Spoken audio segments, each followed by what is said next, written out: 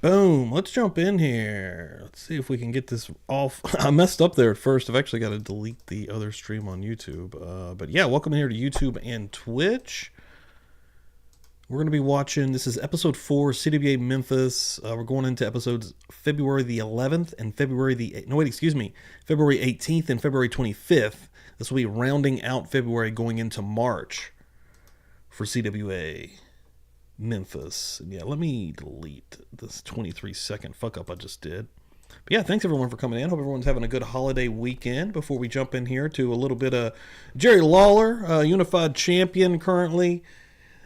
I think Dutch Mantell is the CWA champion after winning it from Wendell Cooley. You got a heel Ricky Morton on a singles run who has teamed up with Dutch Mantell. A lot of fun stuff going on. A very young Scott Steiner, fresh in the business right before he goes to TBS on television with his brother Rick Steiner. Primetime Brian Lee's lurking around here. A lot of interesting stuff happening as we continue on this path. And again, please follow me on X if you are not, on Twitter. WrestlePlunge. I'm starting to use that a lot more, and also follow WrestlePlunge on Facebook if you are not, which is actually just hit 15,000 followers over there. But yeah, welcome in here. Let's get in here. Everybody on Twitch, Lisa, I saw you in here. Appreciate it. Again, right here. Yes, February 18th. I got it up top there. Make sure I've got the sound right, and let's go.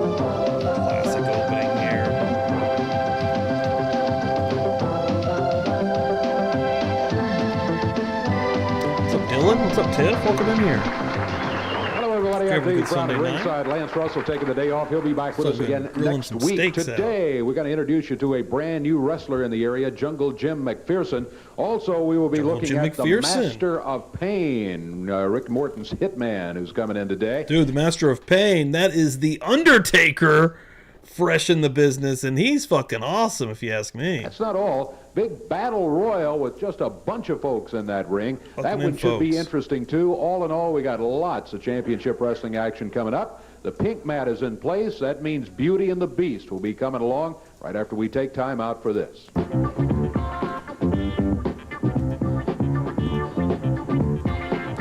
Just got done grilling. I got me a brewski. Ready to hang out.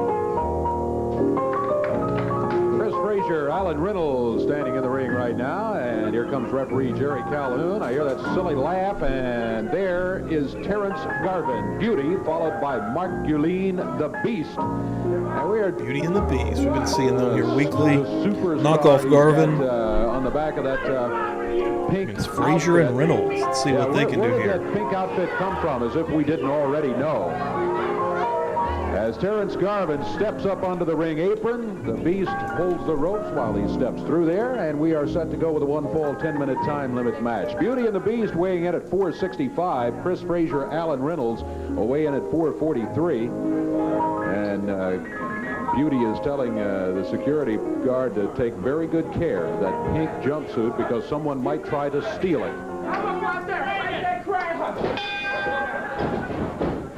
Alan Reynolds starting out against the Beast. That is generally the scenario. The Beast usually starting things for the team of Beauty and the Beast. Look at Alan Reynolds. Taking him down repeatedly with that arm. The Beast with a lot less hair maybe than he had the last couple of times you've seen him. We're going full arm ringers. Damn, he fucked that one up. He arm rung himself right into the mat face first. Chris Frazier in there. The Beast picks him up. Power slams him, just drove him straight into the mat. And now the Beast goes over and tags Beauty. Memphis love to do some knockoff type style wrestlers. The ropes on top of Chris Frazier. I think we've all noticed in the weeks that Beauty and the Beast have been here that Beauty only shows up in the match after the Beast has got somebody hurt.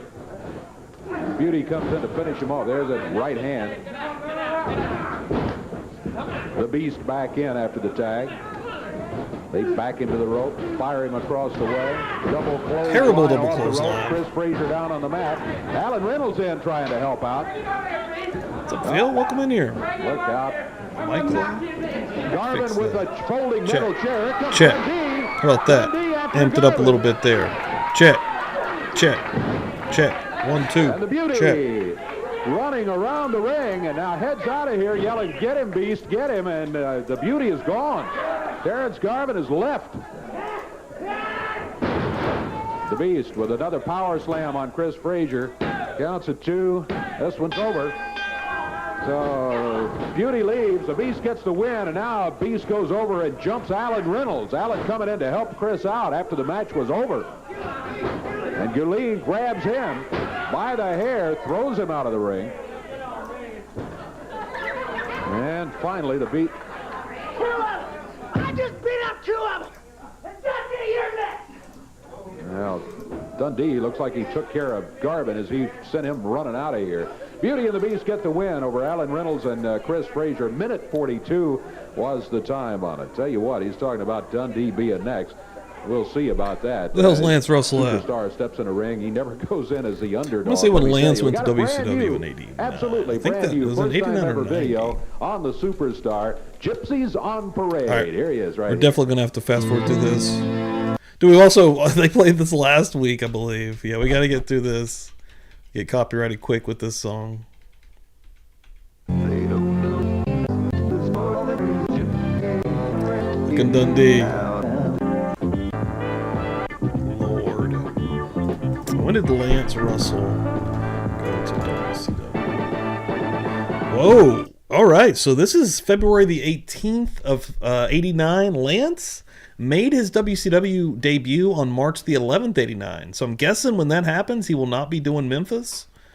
We'll find out for sure, but interesting. So he's on his way out the door right now. I know he doesn't stay a long time and he does come back, but interesting. Goodness gracious, There's Lance. There, speaking of the devil. But this was probably recorded way earlier. Evansville, Indiana, the Coliseum, look out. Now, let me tell you, there's a tremendous card, including a progressive tag elimination match in there, a CWA tag title match, and all of that. But listen to this, will you? We've got a match that's going to meet 2 matches. Here's what I'm talking about. Mantell and Rick Morton going against Jeff Jarrett and Dundee. Now, the winner of that match gets to call the stipulations on a CWA heavyweight title match with Mantell and Jeff Jarrett. So a lot riding on that. I know the rules. You think you're talking to a rookie here? I read the rules. Yeah, you were looking quizzical. I know the rules, Lance. Let me tell you one thing. I'm coming to Evansville, the stinkingest town in Indiana, next to Indianapolis, and I don't like that town either, and I don't like Evansville. And after I whooped Dundee and Jeff Jarrett, you know, that Ohio River is not too far down the street. They can just hit that little ankle express, go jump in the river and drown themselves, commit suicide, then it'll be all over. But when I get to Evansville, this belt is going to be on the line, and Jeff Jarrett, he wants to take it away from me. Well, it's not going to happen. Now, they've concocted some kind of scheme to where me and my good friend Ricky Morton, a great friend of mine, has always been a good friend of mine, and I can always rely on him. Me and Ricky Morton are going to go in the ring against Dundee and Jeff Jarrett. Now, the stipulations are, of course, if they win, that means I have to defend this title against Jeff Jarrett with that low-bred Australian in the corner, right? And no Ricky Morton. Okay, but if I win, if we win, Ricky gets to stay in the corner and give me expert sound And advice Dundee during the has to match. go. Yes, and he's going to go. He's going to go, and I'm going to tell you what, Dundee, you stuck your nose one time too many. It's a good question, where it didn't Lisa. belong. Now, you have no business in it. Now, me and Ricky Morton, we formed some kind of a business association, and that explains black why one, he's so. But Dundee does not need to be there other than trying to get close to Jeff Jarrett. Hey, you're both going down in Evansville. Got a 1 fall 10-minute match coming up here. Scott Steiner. Here we go. We got Scott Steiner there, baby. Right now, here comes the referee. They get pumped up for these Steiner matches. The Thumper Lancaster. Interesting pairing here in that we've got Scott, who is the former All-American out of the University of Michigan, going against the muscle man out of Tampa, Florida. In I see when Scott debuted in WCW. Should be a good one. Jerry Calhoun giving him the brief instructions. And we're off. Lancaster, been in the territory a few weeks. Whoa, okay. Scott Steiner debuted on World Championship Wrestling on February the 20th, 89. During a backstage interview at Chi-Town Rumble, he was later seen accompanying his brother to the ring for the World Television title. So it couldn't have been long after that. Let me see if I can find an actual match. And like him or not, Lancaster has shown some real wrestling ability as he has been in here. Scott Steiner, of course, his reputation pretty well says it all. Nice shoulder butt by Scott coming off the ropes. Steiner, nice takedown. Got Frankie Lancaster flying through the air. And Frankie Lancaster wants to call timeout now. There's no such thing as timeout, Frankie. I'm sorry. The referee says, what are you complaining about? And I think you have picked up that Lancaster claimed that Scott Steiner was pulling the tights. Crowd says, didn't see any of that. We didn't either. The referee didn't see it, so we're back into action here. About 50 seconds. It says here, on his cage match, it says his first official match was June 29th, 89, with his brother Rick. The Steiner brothers defeated Al Green and Ron Simmons, and that was at a house show. First TV show was July the 3rd, 89. Steve Williams and the Steiner brothers defeat the Fabulous Freebirds. So that's when they really brought in, and that was on NWA's main event, July 3rd, 89. Super interesting. So we're only 5 months out from, him making his wrestling debut with WCW here. Into the match, 1 fall, 10-minute time limit.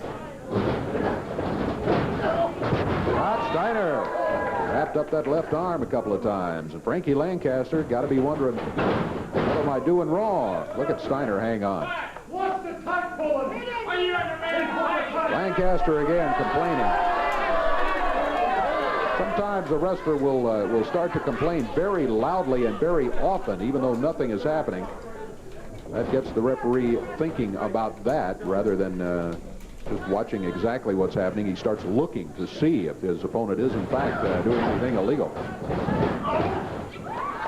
Scott Steiner, nice move. Slipped out from the attempted hold of Frankie Lancaster and actually had the shoulders down.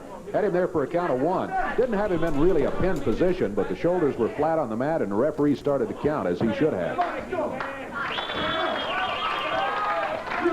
Steiner trying to get the crowd pumped up a little bit. Ooh, Lancaster raked him in the eyes. Yep. Grabs him, slams Scott's head into the turnbuckles. This Frankie Lancaster, every time I've seen him, he's been a pretty good hand. Scott Steiner got hit in the face. Flip. Part of the stud stable. Frankie Lancaster, the Thumper, feeling a little bit better right now about the way things are going. He uses a forearm. Steiner off the rope. Punched him right down to the mat. He used the forearm, and that's what the referee was indicating, that he did use the forearm, not the fist. So what he did was legal. Steiner moved out of the way as Lancaster was going to just drop down on him. Lancaster dropped down all right, but he hit nothing but the mat. Steiner puts Lancaster into the rope. Backdrop's coming off of there. And now Lancaster says, let's slow it down again. Let's shake hands about the whole thing. Steiner grabs him, fires him into the rope. Bust out Frankensteiner. No! Did a pretty good Steiner line, though. Robert Fuller out of here. What's Robert complaining about? He calls the referee over, distracting him. Beautiful power slam. It looked like he had him, but that was a pretty good little TV match also. That's going to stop it right there. Disqualification on Lancaster.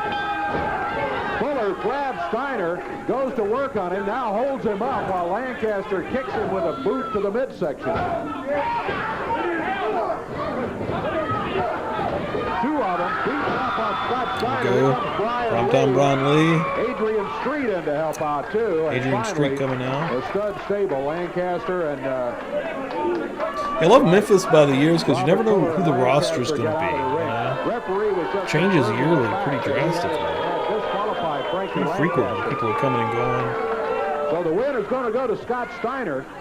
Good action until Fuller showed up out here. And then, of course, when he jumped in, that was immediately at 3 minutes, 16 seconds, and a nice win for Interesting to see Steiner week to week, though, Memphis. Like, I've seen clips randomly here and there.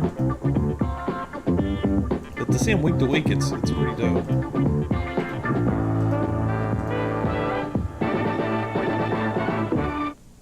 Let me start right off here by talking about Thursday, February the 16th. That's in Hopkinsville, Kentucky. Championship Wrestling coming to the Convention Center at the Western Kentucky State Fairgrounds. Big action means you can save $1 by getting your tickets right now. Okay, let me give you the entire card Wednesday night. Well, I'll tell you what, I'm so excited over the last match and the outcome of that match and all. I want to tell you in all fairness about what's going to be happening in the others. Brian Lee and the Dream Weaver going against Shogun and Samurai.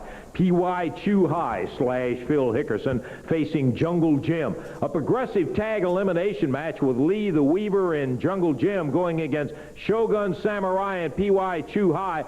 The simple matter here is that the longer you stay in there, the more money you make. When you're eliminated, that's it, and your pay stops right then and there. CWA tag title match, Robert Fuller and Jimmy Golden against Scott Steiner and Jed Grundy. And then Mantell and Morton going against Jarrett and Dundee with a CWA heavyweight belt after that. Right now, all set to go in a single match.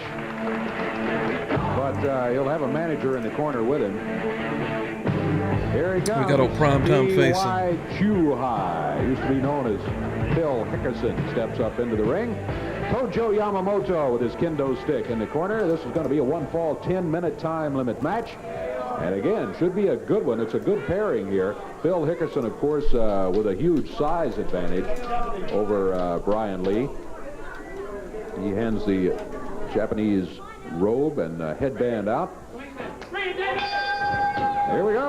P.Y. Chu Hai, 289 pounds worth out of Jackson, Tennessee, and all the Japanese regalia. Made a tour of Japan. Came back with a new name and at least a partial new image. Still has that mean streak that's about a mile wide. Brian Lee, fine wrestler out of Orlando, Florida. He has a height advantage on Chu Hai, but of course he's outweighed considerably. What's up, Ryan? Welcome in here. Referee wants a break. Lance Russell was the best. Big Lance Russell fan. You see Tojo Yamamoto there, just backed off the left corner of the screen. In the corner of Phil Hickerson. Primetime Brian Lee had a mullet ready to be reckoned with, though. I'll tell you that right now. P.Y. Chu Hai. Hickerson with a head shaved down. He can't complain about having his hair pulled, so he was complaining that Lee pulled his ear. Okay. Wait a minute. Referee wants Hickerson out of the corner. They want him hanging back in that corner.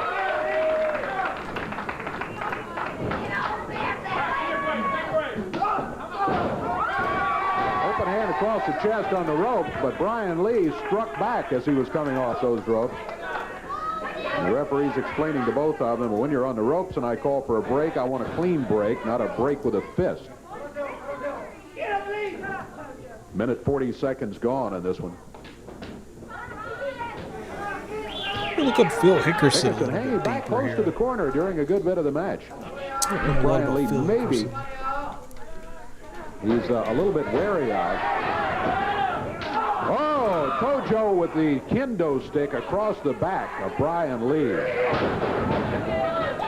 Well, Hickerson getting the help from Tojo and the kendo stick. Hickerson started in '74. The reason that Hickerson may have been a little bit wary of Brian Lee is he probably remembers. He's starting to tune down right here, like took the CWA title off of him right here on Championship Wrestling a few months ago. Oh, Tojo again. In '90, he didn't do a lot with USWA. '91, he did 2 matches. And then 92, 93, 94, he did nothing. In 95, he came back and did just a very small little stint. So it looks like 89's his last full-time year.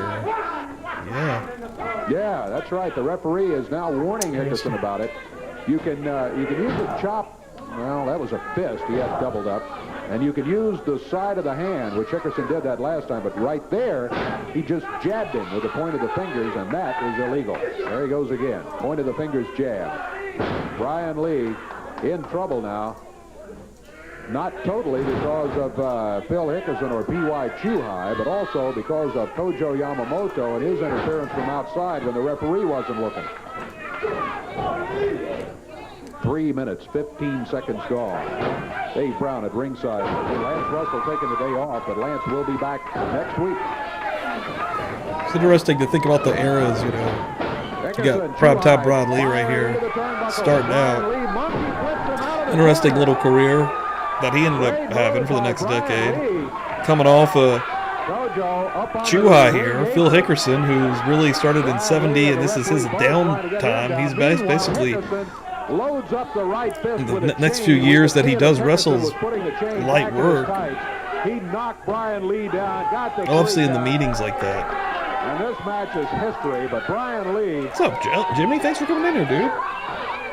When he sees the tape of this one, I've been doing CWA Memphis every Sunday night, going in order. So yeah, we're about to get out of February. We're doing February 18th and 25th here tonight, and we'll be going into March. I do 2 episodes every Sunday. Feel a little bit better about losing, because not only did he lose to P.Y. Chuhai, he lost. Yeah, he hit him with a chain, but. Hope you're having a good holiday weekend, Jimmy. You're not going to find that chain because he passed it to Tojo Yamamoto. Tojo's got it in his pocket. Saw you saying you're going to give AEW a chance tonight. I'll probably end up turning it on also. Find the chain, and of course he didn't. Hickerson used it all right, but he passed it to Tojo. So P.Y. Chuhai gets out of here with a victory over Brian Lee. We'll be back in a moment.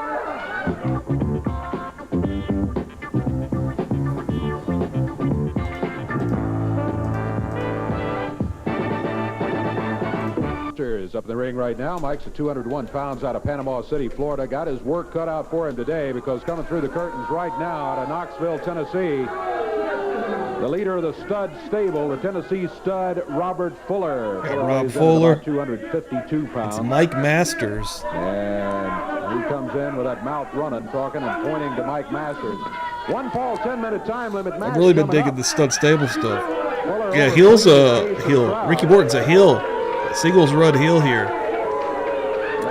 Him and Dutch are buddies, teaming up. At all over there, let me tell you. I want my belt watched over here.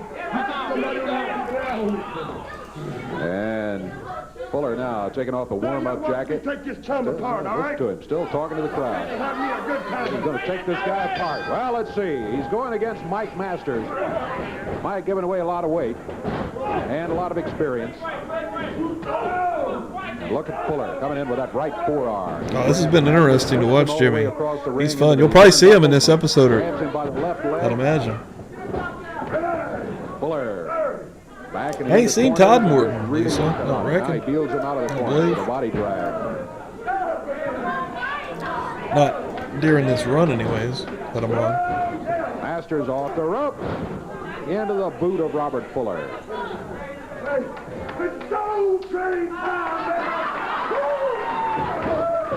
Robert Fuller with a cover, down at 2. By golly, this is it. And he just grabs him by the arm and rolls him out of the ring. Robert Fuller, yeah, feeling mighty good about himself now. He has just won in 40. Jimmy Golden must not be there this week. I haven't seen him. Mike Masters. Where's Bunkhouse Buck at? What's he saying? Everybody always hollering for Jerry Lawler. Calling for Jeff Jarrett or Bill Dundee. He's complaining about the competition. The level of competition, he says, is not what it should be. Bring somebody else in here. Well, I don't know. Randy sends Chris Frazier in here. All right. Referee says ring. Yeah, here's a jobber that lost the last match ago. If you want competition, here we go. Hey, what? Mike Masters now against Frazier.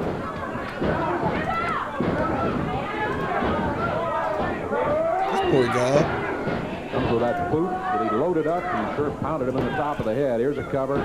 Count of 2 and 3, and this one's over in 23 seconds. 23 seconds. So in this guy's lost twice on this episode. In a minute 10 Son of a seconds bitch. time, Robert Fuller has just defeated both Mike Masters and Chris Frazier. Sammy, he's Ryback in it. Ryback Fuller. Feed me more. Feed me more. And there he goes. Robert Fuller finally out of the area. Well, neither one of those matches took too much time. I wonder if we can get Jim McPherson out here on his way to the ring. Maybe we can just introduce you to him and say hello. I'd like you to meet him. He's out of the concrete jungle of Salem, New Jersey. Met him briefly just before the program, and fine-looking wrestler who we want to introduce to everyone here coming up in just a minute, and I don't see him right now, so maybe we're not going to be able to catch him on the way to the ring. Let's see. Is Jim back there anywhere? No? Now, let's ring the bell, see if we can get folks headed this way. Here comes the referee back. Dave Brown's just like, I'll start a damn match right now. I'll ring a motherfucking bell. Here comes Keith. Hold on. I got a bell to ring too. Yeah, we're going to do the tag that thing. match right now. Okay. We've got Keith Eric and I got as much power as Dave Brown. Stepping up here. Total weight of 464 pounds. All right, there's Jim McPherson in the ring right there, and there's the superstar Fucking Bill Dundee. Gonna come out here acting cocky as hell. It looks like referee will get things down to 1 on each team. So, and we'll have us a tag team match here. yeah, I think Bill McPherson and Dundee the tagged superstar last. with Jungle Jim McPherson. Am I crazy? McPherson weighs in at 220. Didn't he also say this is the first time we've seen Jungle Jim? I swear he was on another episode. Yeah, the Nighthawk kind of mocking Jungle Jim a bit. May live to regret that. Well, the Nighthawk with a shoulder butt puts McPherson down to the mat. McPherson sets this time, lets him go by, and again lets him go by. He sets with a chop, but he didn't get a chance to use it because the Nighthawk hung onto those ropes. He saw what was setting up, and he wanted no part of it.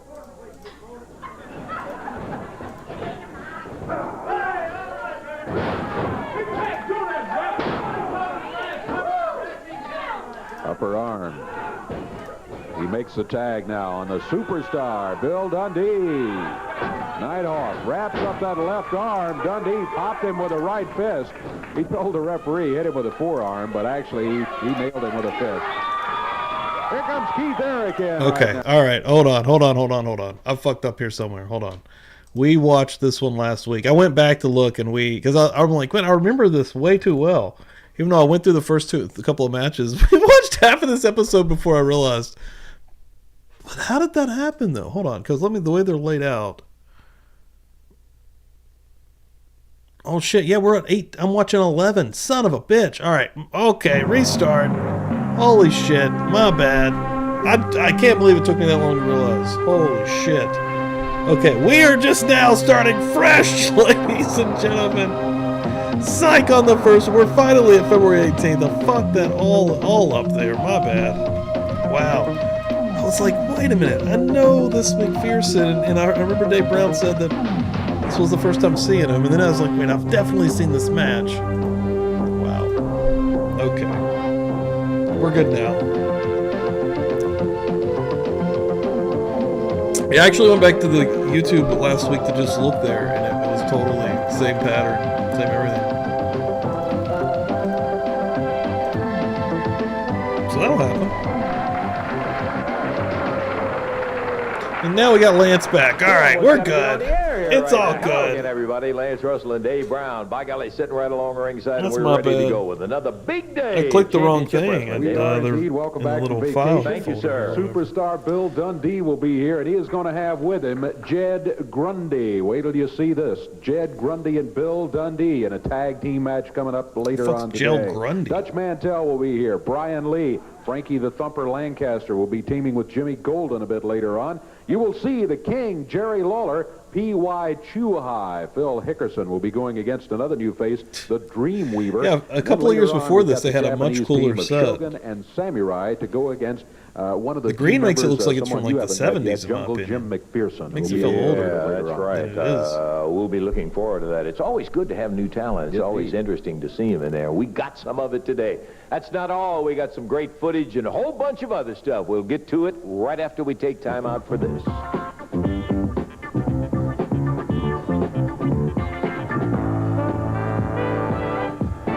It's a team we haven't seen together before. As a matter of fact, one of the members we haven't ever seen before, and we're going to get our first look at him, and there he is.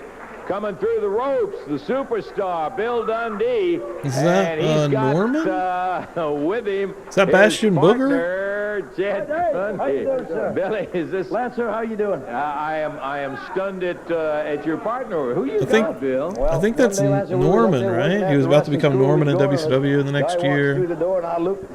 He was from Stampede. In Stampede, he was a pretty decent heel.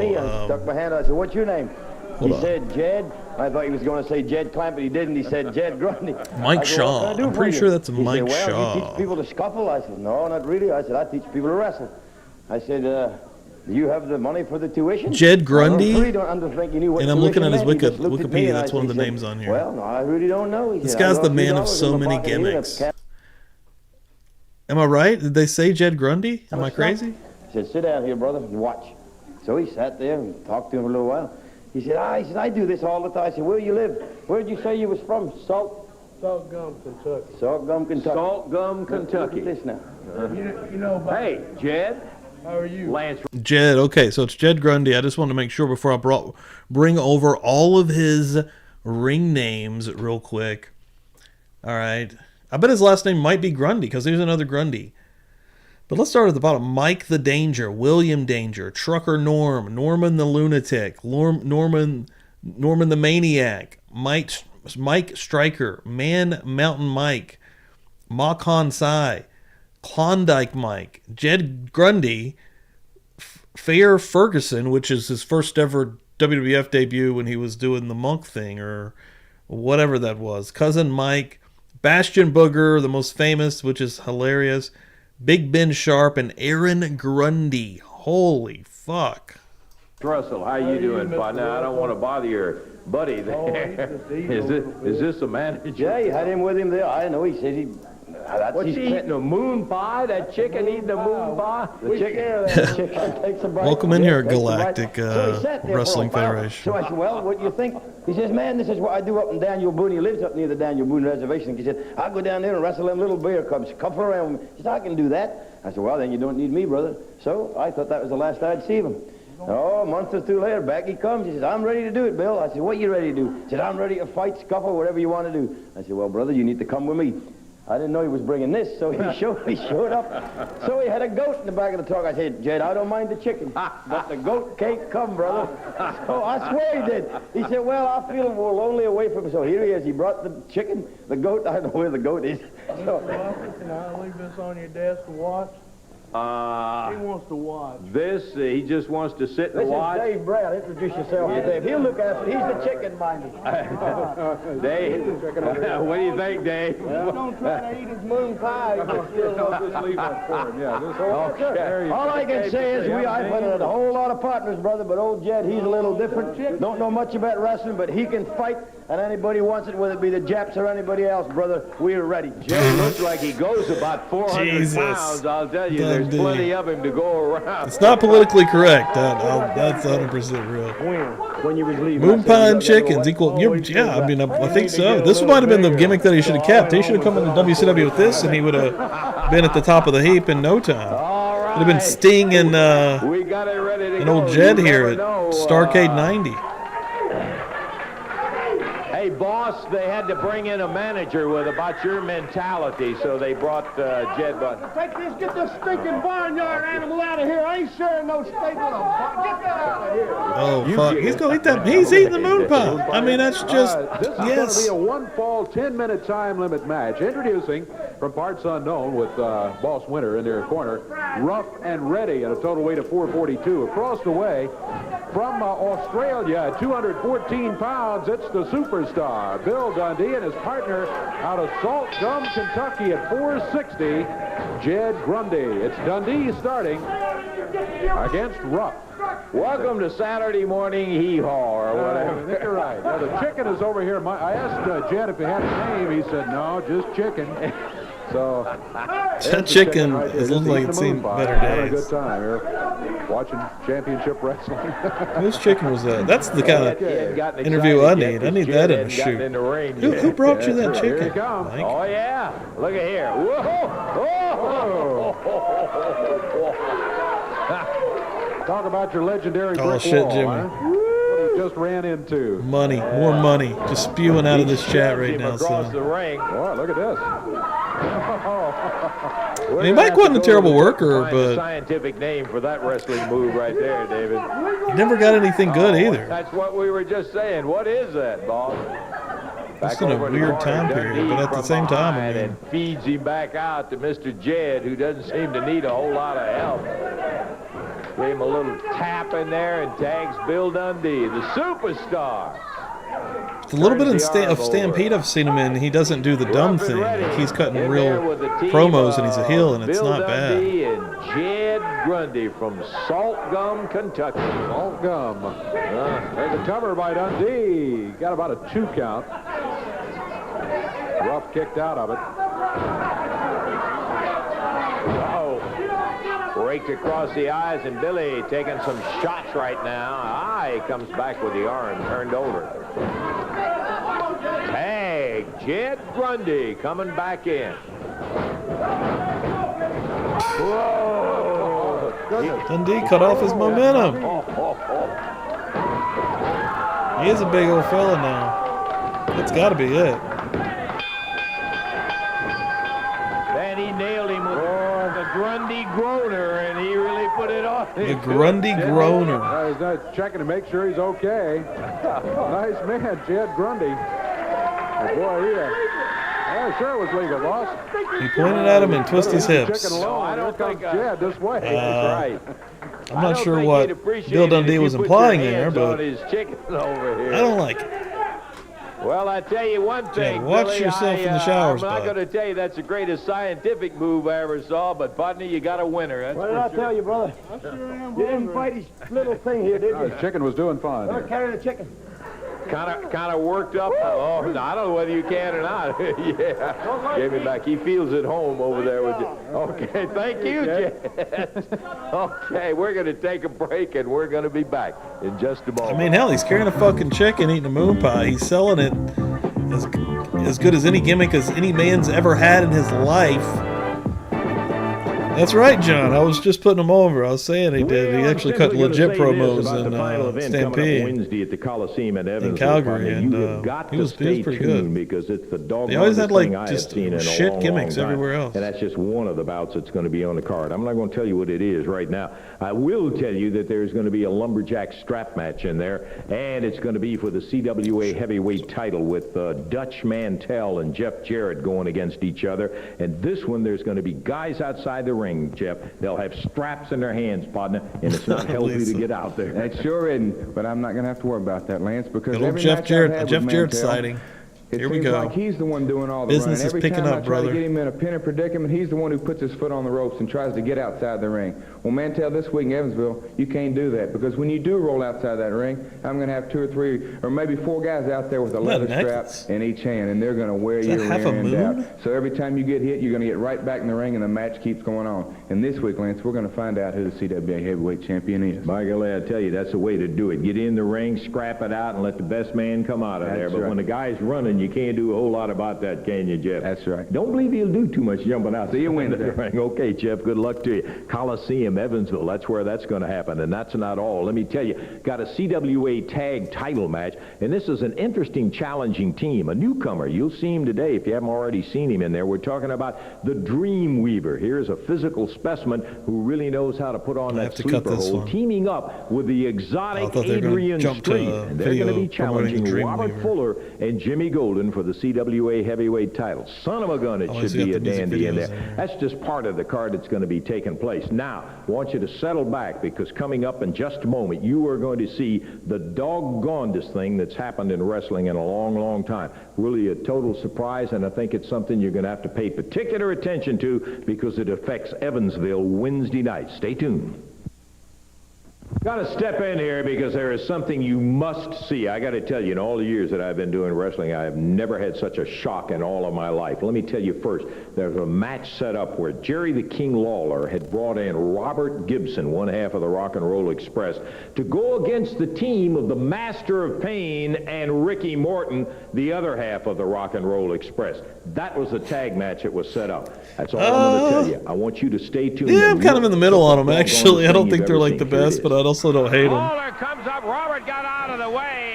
And, but I wouldn't be talking about him in a conversation. I don't think. Right into Ricky Morton. Lawler got down behind him in the trying to picture it right now, actually. I have to see it again. I think he kind of does that. Robert Gibson drop kicked him. He comes way back, doesn't he? On him. Look out. Rick Morton has got a chain on his hand, and as Lawler gets up, brother Ricky tags him, and I mean busts Lawler down hard. The referee, yeah, Jimmy, here's some of that heel Ricky Gibson Morton. And the Master of Pain are fighting. Robert about out of the ring, and Ricky Morton slams Lawler. Ricky laying him in. Look at those punches now. Laying him in on Lawler. Master of Pain looks like he's choking Robert Gibson. I can see what Ricky Morton's doing. He's pounding Lawler with that chain on his fist.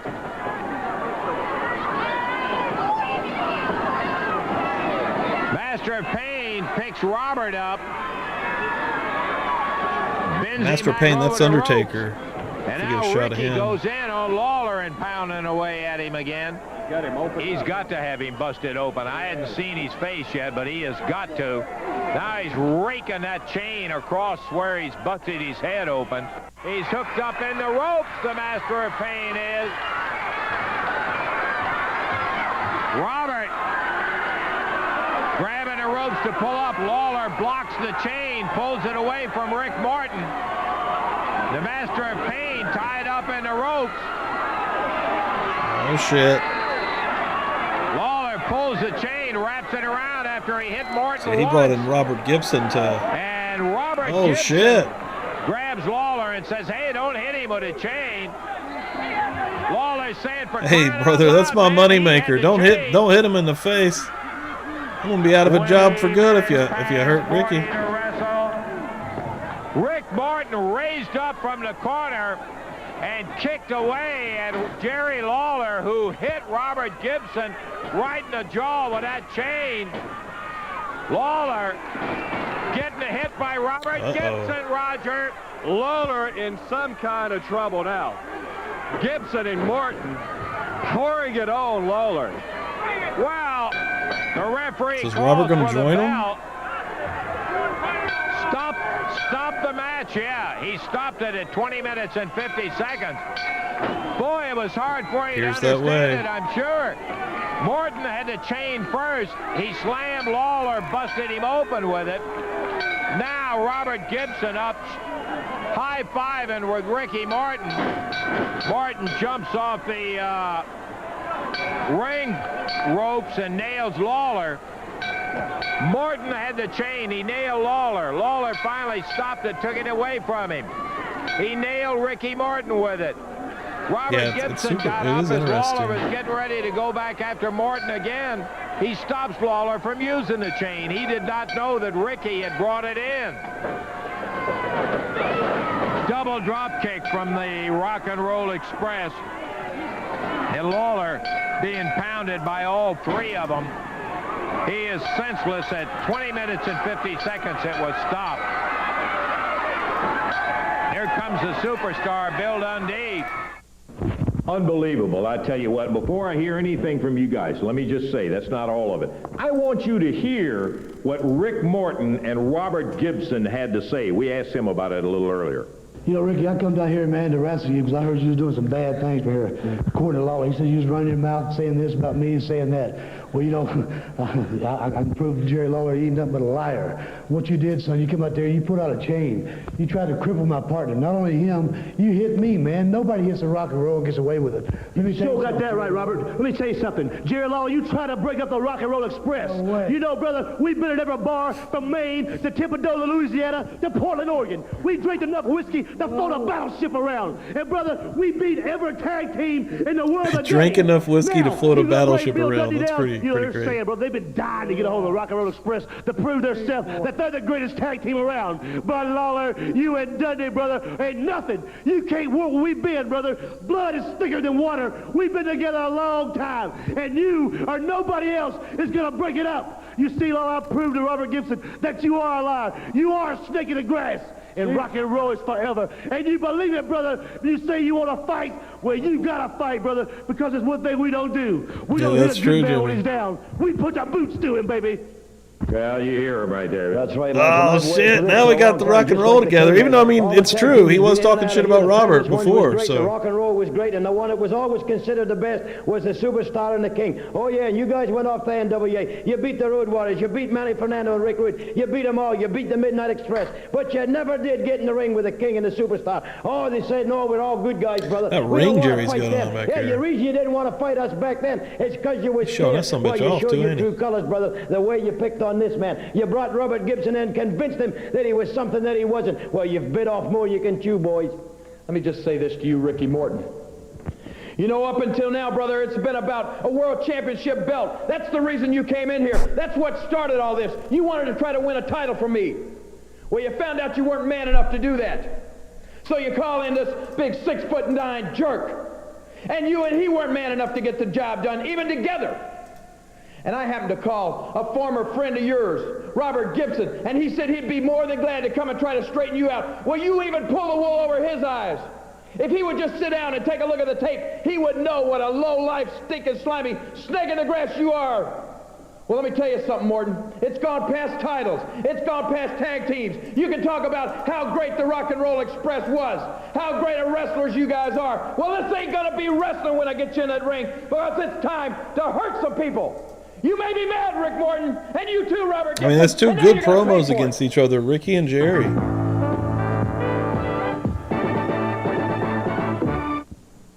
Okay, before I get into the whole card, did you ever see anything like it? What you just got through looking at? Boy, I mean to tell you what. We'll have more to say about that in just a moment. Tuesday, March the 28th, that's going to be Charleston, Indiana, at the Charleston High School. We're talking about sponsored by the athletic department. You can save $1 on the tickets in advance. Tickets available at the high school. That's Tuesday, March the 28th in Charleston, Indiana. That, in fact, is going to be one that'll be a little ways off, but you'll want to make your plans for it around Charleston. Now let's take a look at Wednesday night, Evansville, Indiana, the Coliseum. Opening match, Jed Grundy. Son of a gun, what an introduction we had to him today, huh? And Scott Steiner will be going against P.Y. Chu High. That's Phil Hickerson. His partner, Frankie the Thumper Lancaster. Brian Lee and the Master of Pain, the Dreamweaver and Adrian Street against Fuller and Golden. Jarrett and Mantell in the final match. They got the two. They got the real Undertaker and the fake Undertaker teaming up against each other. Or are they going against each other in that card? Because he's a heel. The primetime on here is a face, and holy shit. Be a little ways off, but you'll want to make your plan. This is what we were talking about. I was talking about last week. What if the Undertaker versus Undertaker match happened here? For it around Charleston. Now let's take a look at Wednesday night, Evansville, Indiana, the Coliseum. Opening match, Jed Grundy. Son of a gun, what an introduction we had to him today, huh? And Scott Steiner will be going against P.Y. Chu High. That's Phil Hickerson. His partner, Frankie the Thumper Lancaster. Brian Lee and the Master of Pain, the Dreamweaver. Brian Lee and the Master of Pain. There's no reason for them to be tagging. He said that really quickly, but I think they're facing each other in early '89. Holy shit, that would be an interesting match to see. That's SummerSlam 1994, baby. During Street against Fuller and Golden. Jarrett and Mantell in the final match. Lawler and Dundee will be going against the Rock and Roll Express, Ricky Morton and Robert Gibson. You got to be there Wednesday. next match. And on one side of the ring, we've got Scott Steiner out of Detroit, Michigan. His partner out of Arkansas, William the Freezer Thompson. They weigh in at a total of 537. Total is 478 across the way. Out of Montgomery, Alabama, it's Jimmy Golden. And out of Tampa, Florida, Frankie the Thumper Lancaster. This tag team match is one fall, 10-minute time limit. Jerry Calhoun will keep them separated.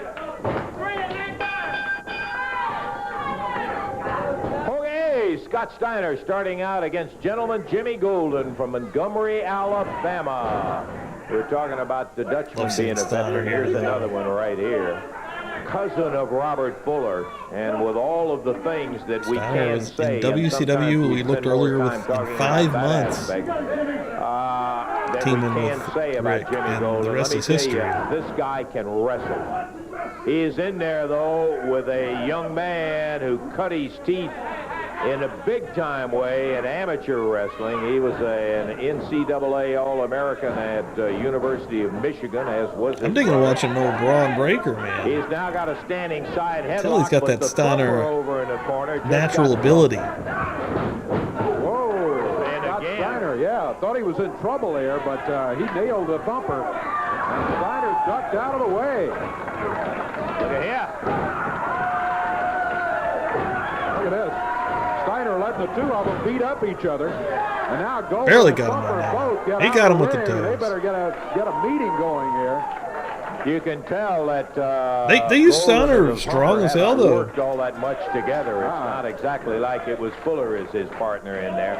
Jimmy Golden asking him what happened in there, and now he's saying, let me have a little time to talk over things. Sometimes the timing is not quite right. In the case of this team today, so far it's just been horrible. Exactly. The Thumper, Frankie Lancaster. Boy, what a physical specimen he is. Comes out of Florida also. Tag on Frankie Lancaster, and Jimmy Golden takes a little rest on the outside. Scott Steiner stays in. We call him the Muscle Man from the Motor City, and boy, he has got every the Muscle Man from the Motor City. That reputation. Well, look at him. Picks the Thumper up. Slams Jimmy Golden down. Hooks and hip tosses both Golden and Lancaster. And Scott Steiner on a roll, got it working today. He sure does. He's looking good so far. We're 2 minutes, 15 seconds into the match, and Scott Steiner has controlled it. And in most of the way, he's had to go against both of them, both Golden and Frankie Lancaster. Steiner, you need a partner. Their timing has been all horrible, Steiner here. They have done nothing right thus far today, Dave. Talking about Golden and Lancaster, and Steiner is waiting. The referee gets tired and calls him back with a count. You better get up here. And here comes the Thumper back into the ring. Frankie Lancaster. Tampa, Florida, isn't it, Dave? Exactly, yeah. Tampa, Florida. He has quite a background in wrestling, too. He's made a lot of noise down in the Tampa area.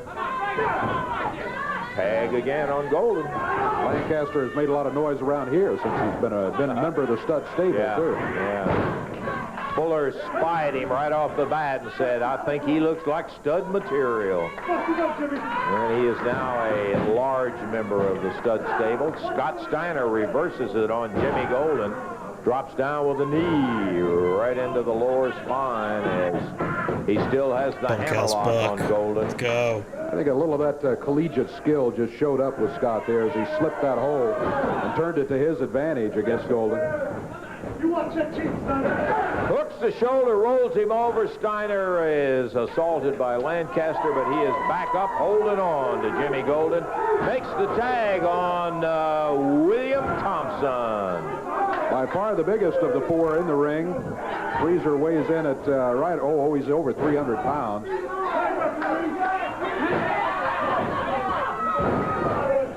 Lancaster sent back outside as a Freezer working on that left arm. Now Golden moves Freezer back to the corner. Bad place to be because they could double team him back there. Lancaster takes him back to the center of the ring.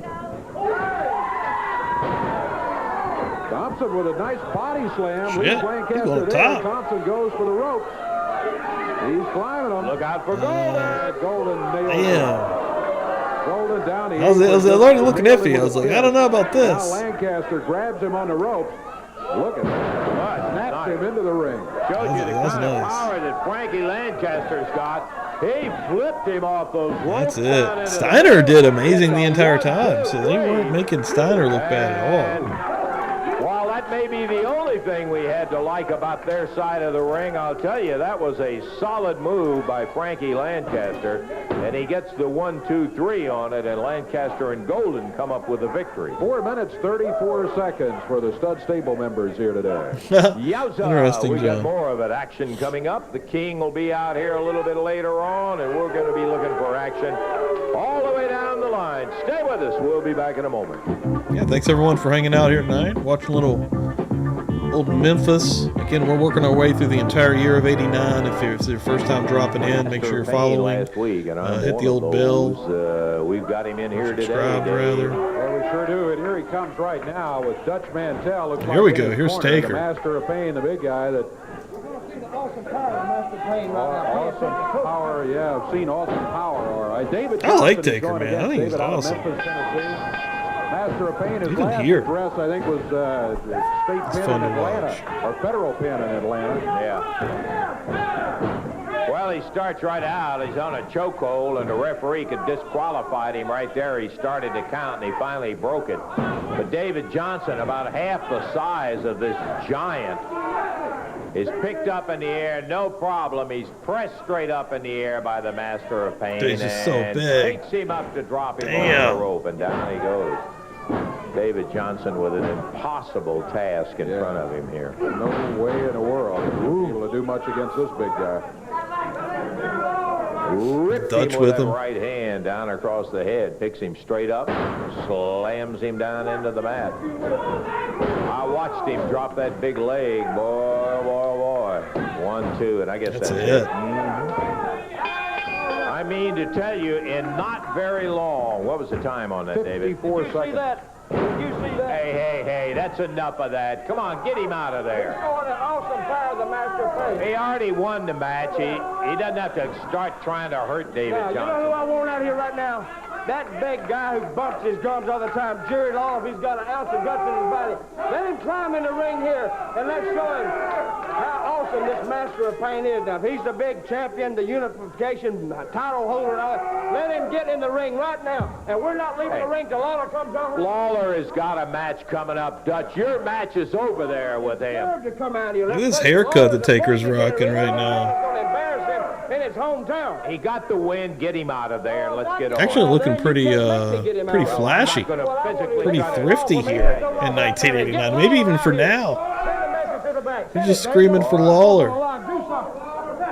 Lawler has got a match coming up in big there. ginger. The Master of Pain just walking around stalking it. Who's Lawler wrestling anyway? He's got Keith Eric. Keith Eric, he ain't beat nobody. Let Lawler come out here and face some real competition. Tell him to come around here. Dutch, if you do everybody a favor and let us get on with the program and get out of there. Well, there he is. You go over and tell him your problem. Jerry Lawler has got Lawler coming out. coming up here with Keith Eric. And Lawler ain't afraid of nothing in Memphis Come now. on, you're the big champion. Get in the ring. come on, he had a match already lined up. Let me tell you something, Lawler. You're going to wrestle Keith Eric. Don't worry about Keith Eric. Get in the ring with my man, the Master of Pain. You got an ounce of guts in your body, which I doubt. Climb in there. You're the big champion. You're the big head cheeser. Come on out here. Look, he's leaving. He is leaving. He has showed his true color. He's going to come back out with a weapon or something, He huh? can't make up his mind what he wants to do. Come on, Jerry, you don't have He's to gonna let get in them there with him, bully with a you in ref. match like Oh, this shit. right away with this guy. Lawler climbing in the ring, Dave. Well, he sure is. Well, all right. Okay. Damn, we're going to get a Calhoun match. says it's a match. So Okay. Lawler's agreed to go against the Master of Pain. He said earlier he'd had some trouble figuring the guy out.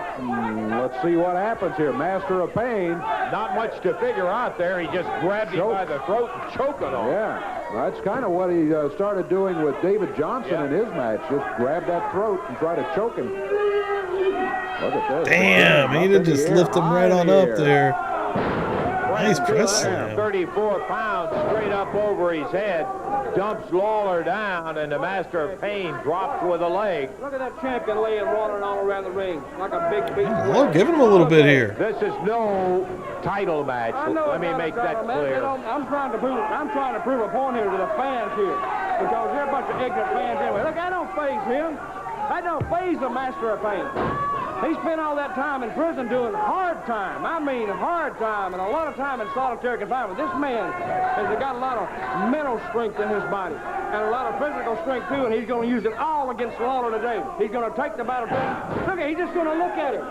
Good. Lawler teed off with that right hand of his, and he didn't faze him. Not that first time. And the Master of Pain stalking him across the ring. Now Jerry wheels him around in the corner, and again he tags him, shakes his head almost imperceptibly, and Lawler's got his hands full. There's no doubt about it. This interested to see how this one ends. It's got to be some kind of interference or something. As good as anybody I believe I've ever seen. Now Jerry's trying to pick him up. He goes over 300 pounds. He snaps Lawler up. I'm surprised they're giving this so much away on TV with old Lawler. Again. Damn. He is off to a slow start, Dutch, no doubt about that. Slower start by the time all this is over with. I told this Master of Pain, Lawler's not too smart, and if you goad him a little bit, he'll take the challenge. He thinks he's got to prove something to the fans. The only thing he's going to prove to the fans today is that that title belt he's holding is soon going to be in possession of the Master of Pain, who in turn is going to turn around and give it to either me or Ricky Morton, because he's not going to hold it long. He can't do nothing. Come on, Pain. Well, maybe you never stopped and thought about the fact he's using this to find out a little bit more about where this guy's weakness is, Dutch. Well, has he found one yet? So it looks like it's all for naught, if you ask me.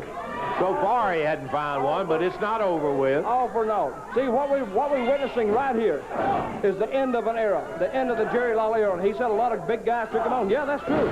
He beat a lot of guys. He beat who's who in professional wrestling. But this man here is specially recruited, and I don't recruit guys that I don't think can do the job. Because I recruited him especially out of prison because he had a mental attitude and the physical capabilities of taking Lawler out. See, Lawler don't have the size, he don't have the drive, and he don't have just the pure meanness to take this man. Look at that. Ripping him to the midsection, lefts and rights. Take him down. Take a Jerry right off his feet as the Master of Pain. He is a physical specimen, no doubt about that. And this guy, as opposed to, and I'm not knocking it, but I mean, as opposed to the bodybuilder look, he is just massive. He's just huge and strong. Dutch has stepped into the ring there. Ought to be a disqualification for him being in there. Dutch backs him up. What is this nonsense? Come on, Jerry. That's a disqualification. Lance, get in there. Dutch gets in the ring. Hey, disqualify him for Dutch getting in there, for crying out loud. Doesn't interfere. It doesn't have to. He just got in the ring. That's a disqualification automatically. Now, what is this? Mantell. Well, what is this, Dutch? Hey, come here, brother. Come here. I'm trying to prove a point here. I want you to look at this man right here, and I want you to look at that man right there and tell me who the top man is. This man right here, Lawler. You're gone, pal, and he's laying. I tell you, we see him laying in the ring, left in the ring. I proved my point. Yeah, you took it upon yourself to stop them. All right, hey, you've been out here long enough. Now, just get him out of here, Dutch. We don't need any trouble out here from him. Yeah, you took it upon yourself to stop the match. Yeah, okay, fine. Let's. Well, man, you know what he did that for? He did that just to. All right, I'm about to run up and get another brewski. I'll be right back, guys. Because this keeps rolling. Pray to God that there's no music video that happens. One, he didn't beat him, and so Dutch decided to. Jay Grundy said, "I'm gonna come on out here." The king out there was just to pull him out of the ring and say, well, we proved our point, we're going to let it stay at that. But he did not get a victory over the king. That's important to point out, I think. However, the king not feeling too well. We got to point that out. Make sure you point that out. There was no victory over the king. Terrible. We're going to take time. Of course not. I'll be back in just a moment. I'm going to get a beer. I'll be right back.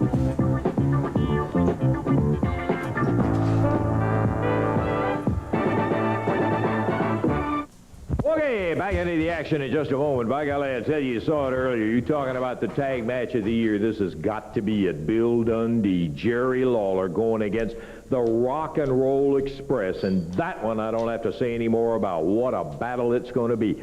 CWA tag match will be Wednesday night. There's also going to be a lumberjack strap match where the CWA heavyweight champion Dutch Mantell will be in against Jeff Jarrett. Talked to Jeff a little earlier. I have never seen him more determined to get in there and make a believer out of you, You Dutch talked to Mantell. Jeff Jarrett a little bit earlier. Is that my understanding? That's What did he exactly say? Did he say anything good about me, or was it all negative and all bad? He said you're going to have to stay in the ring, and he's going to show you. He knows he can beat you. Now he's going to convince you he can. Well, he better convince himself he can beat me first. Evansville, Indiana, the land of high water and low brains. And I don't think, Lance, there's any town in the country I hate worse than Evansville, Indiana.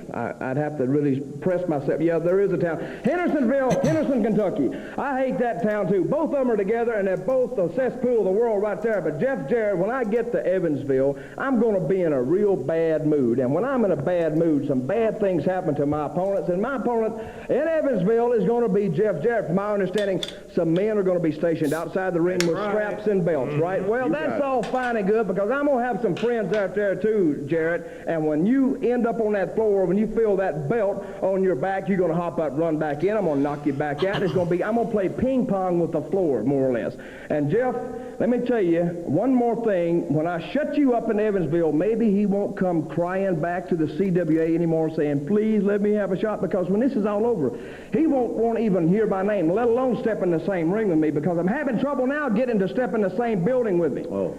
When he knows I'm in a building, somebody's got to almost push him inside the door to get him in there. But I'm going to take you out in Evansville and a bunch of friends outside that ring, too. Yeah, Dutch has been super fun to watch. Said it right at the top of today's program. We're always interested in seeing new talent, and right now we're going to bring out and introduce to you young he comes of the Dreamweaver. How you doing? Got the name of the Dreamweaver because this fella is a specialist in the sleeper hole, and I understand you put a lot of them into Dreamtime. Well, first of all, I want to say it's nice to see you, Lance. I've heard a lot about you. Nice to see Mr. Brown and to be around all these great people in this area. I've heard a lot about the fans here, and I'm looking forward to wrestling here. A lot of great things are going to happen for me. I'm going to make a lot of great things happen. And you're right, the sleeper hold is my specialty. I spent a lot of time perfecting this hold, and I feel I can use it better than anyone in wrestling today. And I've got a feeling I'm going to make a prediction that a lot of my friends around here are going to be visiting my favorite city, Dreamland. And believe me, it's going to be sweet dreams, guys, or it could be your worst nightmare, and I'm serious about that. Okay, that's a Dreamweaver. Boy, you're starting out with a tough one today in P.Y. Chu High. You've got a match in the ring right now. Good luck. We're delighted to have you here, and I'm going to be interested to see him in action out there. Because let me tell you, the sleeper hole, a lot of guys take a run and grab at the sleeper, and they'll get it on. Somebody who really knows how to put it on right is a very dangerous person indeed. They can really maneuver in that ring in there. Okay, David. P.Y. Chu High in here. Troy Graham. 289 pounds. Tojo Yamamoto and the kendo stick in his corner. And the Dreamweaver at 280 pounds. His opponent. 230? No, 280. Oh, I was going to say, man, that's the biggest 230 I ever saw. 280 pounds. Oh, that sounds right. Del Wilkes. That does sound right, John. Okay. Holy shit. He's a specimen, too, this Dream Patriot. Yeah, good-looking, athletic build there. Yes, sir. But he is going against one of the annually toughest son of a guns you'll find in a ring or in a bar or on the street or anywhere. Big shoulder. That's super interesting. The Dreamweaver back, but brother, it put P.Y. Chu High down on the mat. Terrible name. The ring off of one of the supporting pads here, the foundation. Tells you what kind of weight you got going back and forth in there. 280 and almost 300. Now, one thing about the sleeper hole, I'm just looking at Hickerson, or P.Y. Chu High. He's got a thick neck. And, sometimes guys that specialize in the sleeper hole like to see that. It's easier for them to set up on that way. We'll see if Dreamweaver can make it work. Hickerson, Hickerson not doing too well right now. P.Y. Chu High picking himself up off the mat after being pressed down there. Very quick move by the Dreamweaver, who whipped him. This is the first time I've ever seen the Dreamweaver before. Or knew that Del Wilkes was this character. Off his feet, down That's on super the deck, interesting. has a little conversation with Tojo Yamamoto, you know, talking about Hickerson weighing 289. I was thinking that kendo stick doesn't weigh very much, but sometimes it's as dangerous as the 289 in the ring, huh? You're right. I was just thinking that Hickerson's conference with Tojo, he was probably saying, look, if this guy comes over close to you, you nail him with that kendo stick. Better believe it's what he told him. Boy, he caught him with that double cross as he nailed him right up there and took him down on the mat. Hickerson. Well, that's that move that he picked up when he was over. Yeah, after you said that, it hit me. He uses that very stiff wrist and fist and slams him with the back of it. Now, yeah, he didn't nail it, but he's choking the stew out of him, Dave. You call that one right. Hickerson, look, holding referee Terry Calhoun while Yamamoto is choking him away with that kendo stick. Well, now Tojo says, get him now. P.Y. Chu high again pulls the referee away. And Yamamoto with a kendo stick stretched right across the neck of the Dreamweaver. Whoa, look at across the ring. Got a little help coming in, maybe in the form of Mr. Jed Grundy. Jed Grundy. Jed Grundy's all over this episode. Jed today, and he comes in to make some comments to P.Y. Chu high. Oh yeah, of course his finisher is going to be the sleeper hold. That at least makes sense. Dreamweaver catches Tojo from behind. It's not even a good sleeper. What the fuck? DQ on Tojo Yamamoto being in the ring, but the Dreamweaver going with a sleeper. Now Hickerson turns, but Grundy trips him up as he turns out of the corner.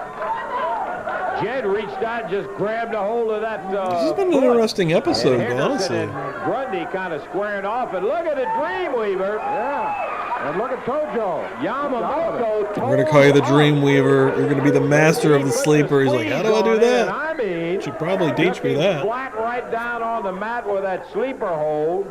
That's crazy. And P.Y. Chu high over there by Future Tojo, Patriot. trying to get him up as the She did much better with. Dreamweaver. Look at Tojo twitching out in the ring, selling the fuck out of it. You got to wake him up. Old school style. Chu high up when he started to come out there. What's up, Chad? Welcome in, bro. There, the Samurai and Shogun came out. Dreamweaver does not want to wake him up. He doesn't mind waking him up. He just doesn't want to get in there with Hickerson and the whole Japanese team. No, you got Shogun Masamune and Samurai Shinji. Hey, get him out of here. We got matches to go on. They've killed Tojo. Hickerson, God in heaven, and company. Dreamweaver debuts and murders a man on live television. They take him out, put out by the Dreamweaver. Last week, he's going to be carried out stiff as a board for real. I didn't get to see it either, so I'm going to be interested in seeing this, Dave. It was here on our championship wrestling. It was a while when the desk was involved in it. Tracy Smothers ended up getting hurt, so it was. Yeah, Tracy went through the table with the desk here. We've got last just week. the last part of that battle royal. Let's take a look at it right now. Tracy Smothers. Yeah, that battle royal was pretty fun Tracy last week. This time they grab him, pick him up, and drop him straight down in the center of the ring. Tracy bounced about a foot off the mat. Now one holds him up. The other. Oh, it comes in with a spin. Tracy ducks out of the way. One of them is flipped over the top rope. So it is Samurai. Oh, that's it. All right, Tracy out of the ring. So the hand of Samurai raised is still battling down here on the floor. Look out, here comes Hickerson.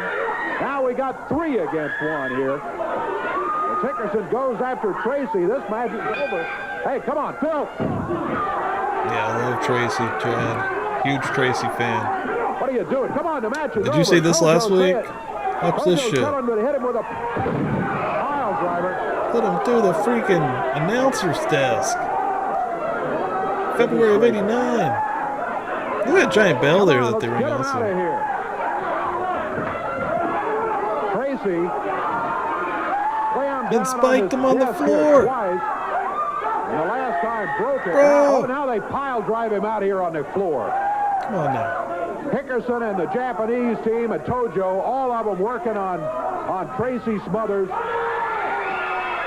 on, get him some help out here. Here comes Scott Steiner, Brian Lee, Jeff Jarrett.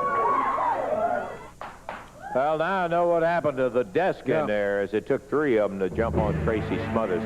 Okay, Dave, let's go back to the ring. You better get that kick back that head, folks. That feels huge. That long, he gets brain damage. Now we can't get Tojo away. Now he's somebody that's supposed to be doing it. Get him out of here. It me now. He's stuff loose on both of y'all, boy. All right, now come on, Cale. Take it out of here. I'm waking up right now. Well, you have to go get somebody else in there. Go find Randy Hales or Eddie Marlin or somebody else. Don't be hollering at us over here about it. Yeah, all I can tell you is he deserved it. He jumped up in the ring. He didn't have any business in there. You know it, too. Okay, Dave. That's right. Well, we got a match here with the Japanese team, Shogun Shinji and Samurai Masamune. 530 pounds. Yeah, that is Hashimoto. Chuhai is going to be in their corner. Going against him at a total of 447.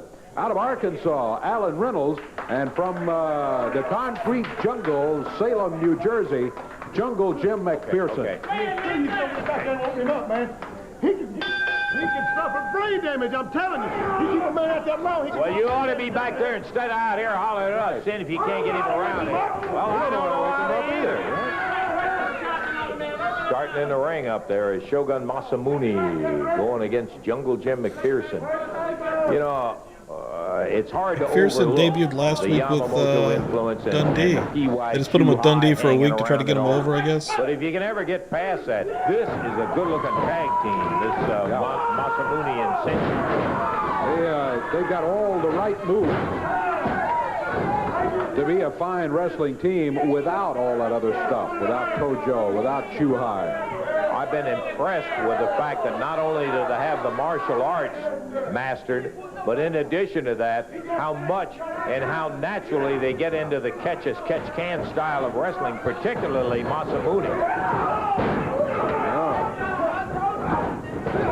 McPherson. Whoa! Look at Jungle Jim. Nails him with a couple of good drop kicks. And the Japanese team takes the opportunity to regroup. I see you, Jungle. Chuhai. There's celebration by Jungle Jim in there. Referee tolling the count. He's up to 3. They've got 10 to get back in there. Conference is over. The Japanese team heads back to the apron. Hickerson had a word or two for Jerry Calhoun. I don't know what he said to him, but there's Jungle Jim.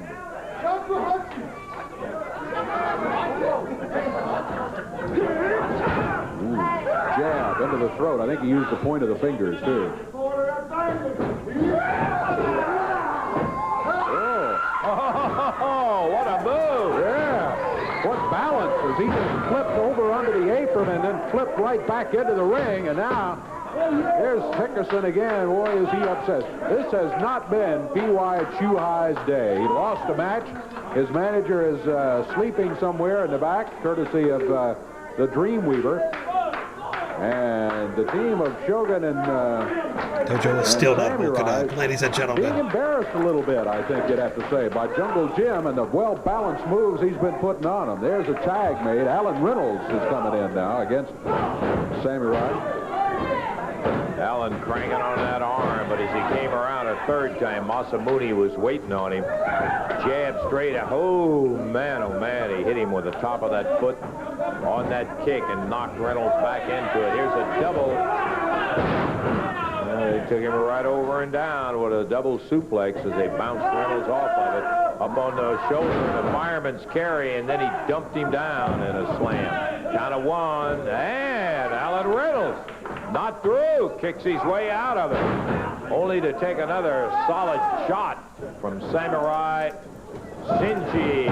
Hip toss, and he snapped him over very, very firmly. Tag goes on Masamune. Reynolds pounding away at the midsection, and a double chop right on the pressure points on the side of the neck. Puts him back down on the knees again. Oh, there's that spinning back kick. Good night. Does that thing develop for us, Dave? It's like lightning. You're hit with it before you can see it coming.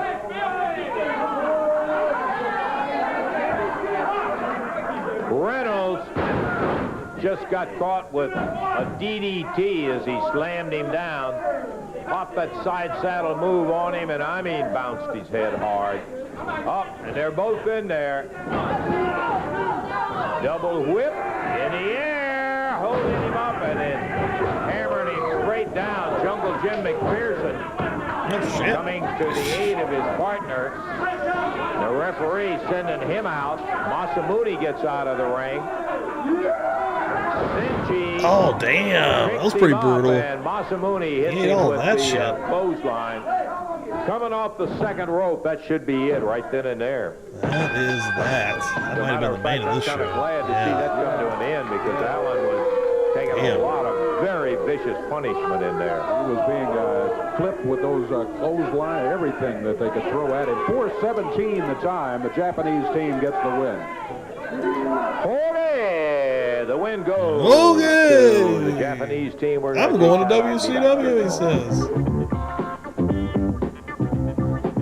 Doesn't have a music. No, they did. No, that was the last one that I messed up on. I don't think there was a music video. I ended up with the victory on it, but maybe this time next week, Tojo will still be asleep and he'll stay out of people's hair and keep that kendo stick where it belongs. You know, that would be nice, wouldn't it? But I won't count on that, I'm afraid. I'm afraid Tojo will be around much sooner than that kendo stick in hand. Japanese team still looking mighty impressive. You got to give them that, like them or not, and all the tactics, but they're an impressive team. Boy, that spinning back kick, Masamune nails them with power. Hey, listen, a couple of new faces I love. Yeah, the Dreamweaver, who put Tojo to sleep, as a matter of fact. Correct. Which he was very impressive. Physical specimen out here. I think you're going to be hearing some noise out of the Dreamweaver around the territory. And also, Jed Grundy.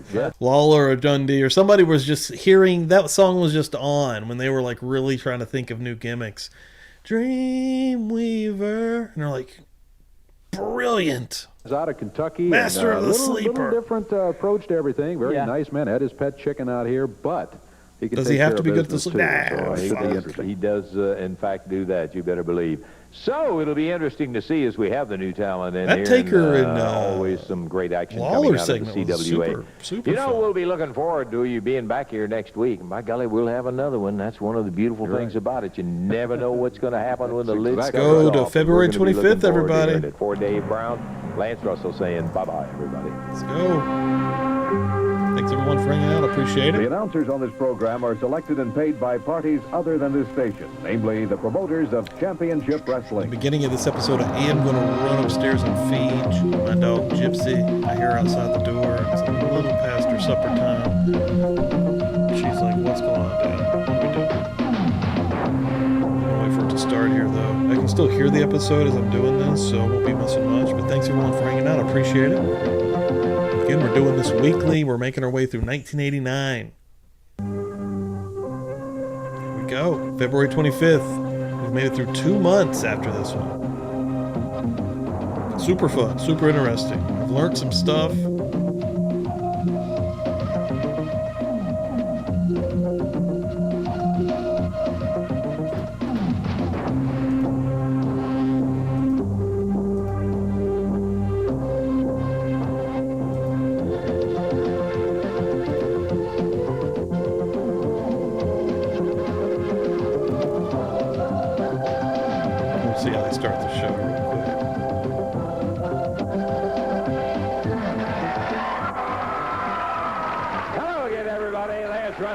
I love how happy they are. They're like, let's go. For another day of big championship wrestling, David. Got some great action for them coming up, too. We have a CWA tag title match coming up today in which Robert Fuller and Jimmy Golden will be going against Jed Grundy from Salt Gum, Kentucky, and Scott Steiner. Should be a most Jed Grundy and Scott Steiner. That's hilarious. Samurai, the Japanese team. That's the sound on the video. I can't really do much about that. And much, much more. We got a bunch lined up for you today, and I'll tell you one way we can get to it. Do it right now. We'll be back in just a moment with the action. Sound on this one's a little bit shitty, so I got it cranked here in OBS.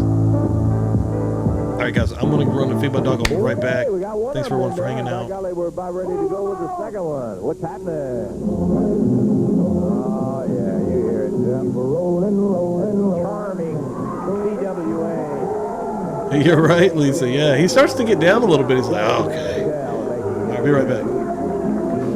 steps up onto the ring apron for a one-fall, 10-minute time limit non-title match. Out of Arkansas, 227 pounds, his opponent is Alan Reynolds. And going against him from Oil Trough, Texas, at 229 pounds, Dutch Mantell.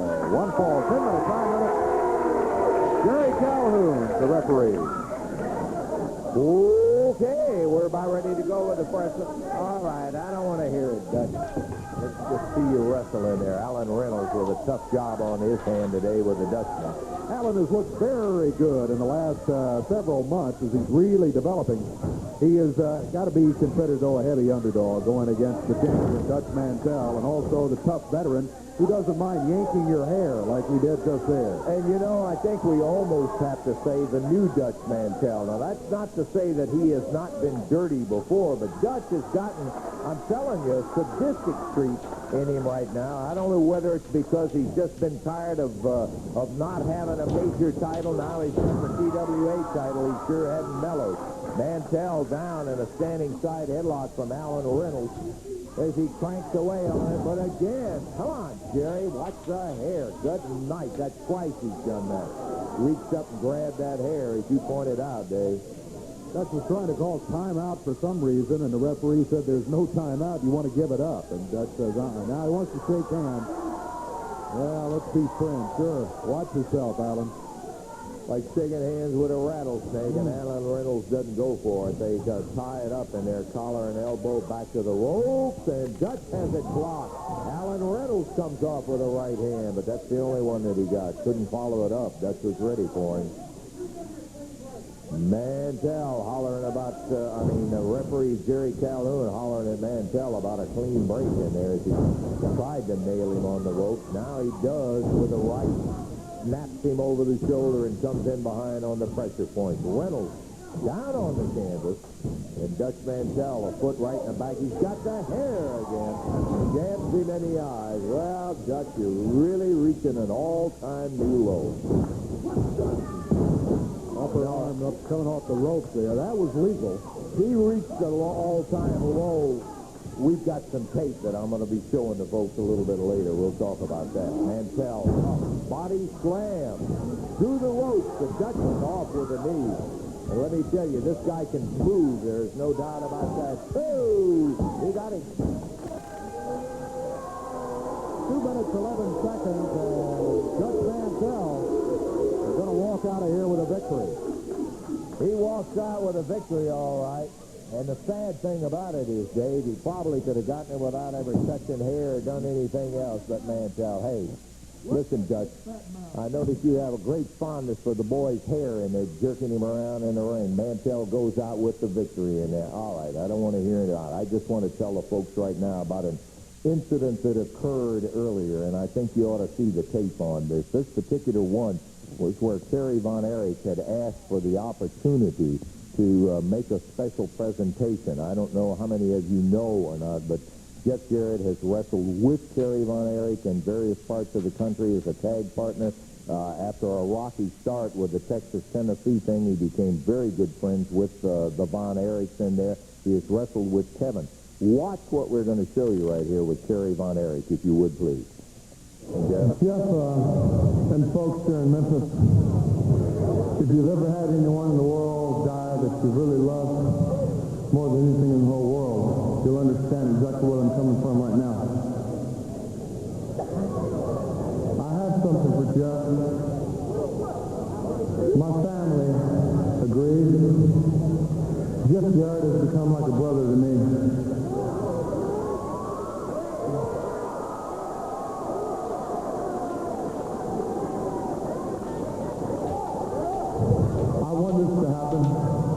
Kevin wants this to happen, and I'm sure Mike in heaven looking down right now would want this to happen. Jeff, I have something in this bag that means more to the Von Erich family than anything I think we've ever owned. It was my brother Mike. My brother Mike won the Texas championship with it. He was the youngest ever to win the American championship with it. I won the first world title, the WCW world title, with this jacket in my corner, and I want to present it to you.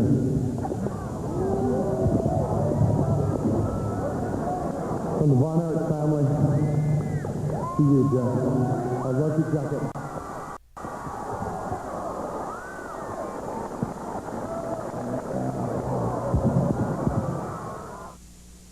Okay, that was the presentation from Kerry Von Erich, A Moving Situation. Jeff was really appreciative of it. It was certainly the highest kind of honor or thing that they could possibly have given Jeff, because it means so much to the family in there. And Jeff took it exactly in the same spirit. He's got a definite fondness for the Von Erich family, and he's gotten to know them a lot better. Well, that was not the end of the night and that jacket. We have some tape. I want you to see Jeff in the ring. He wore it out for his match that night. And let's go to it right now and see Jeff Jarrett in the ring with that jacket. All right. It will be a one ball. Sorry about that. What did they show from Kerry Von Erich? I could barely hear it.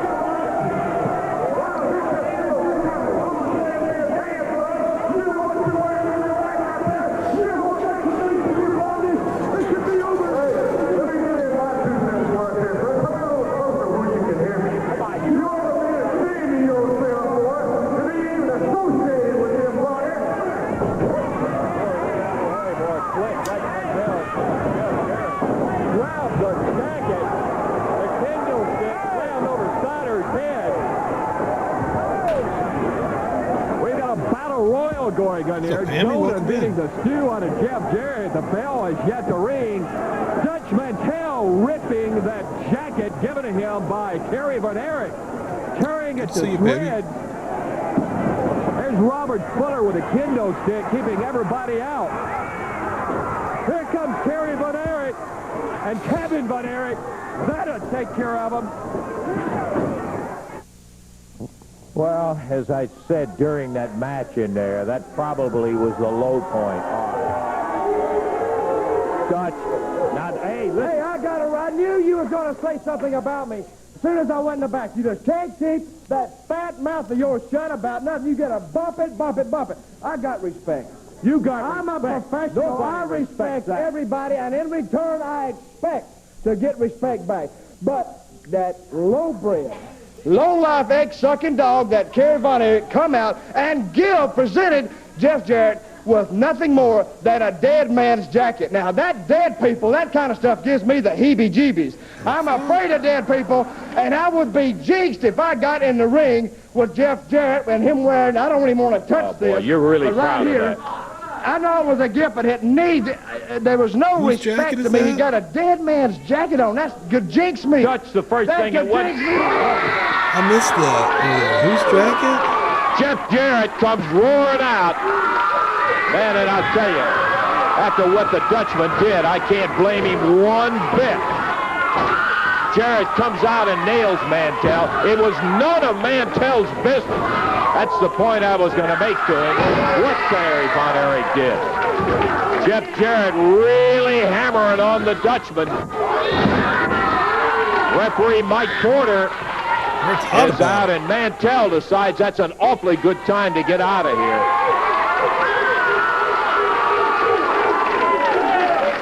Okay, we're going to take a break, and we'll be back with more Championship Wrestling coming.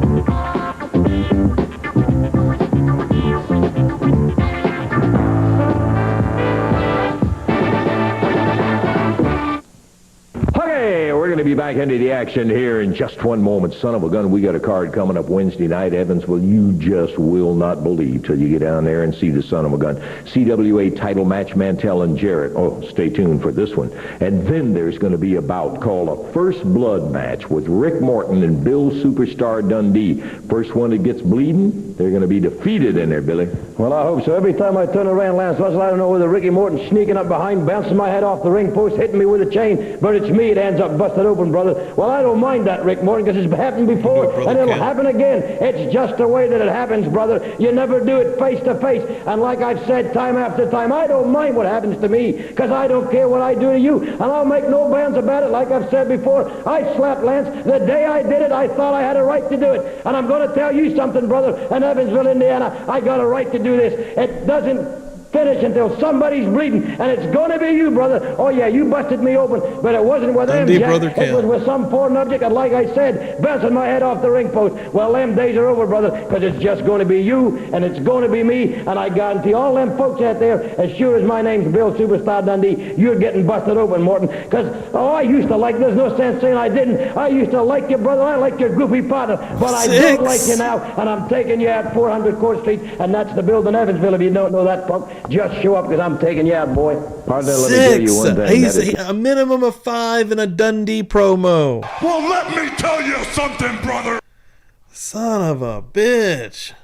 Going to be some kind of a scrap. You understand, the first one that starts bleeding, that's it, because he loses the match. Additionally, there's going to be that Southern Tag title match. Oh, stay tuned to the show right here. You'll see something else. Robert Fuller, Jimmy Golden going against Jed Grundy and Scott Steiner with the titles up against Miss Sylvia going into servitude or slaving to Jed Grundy.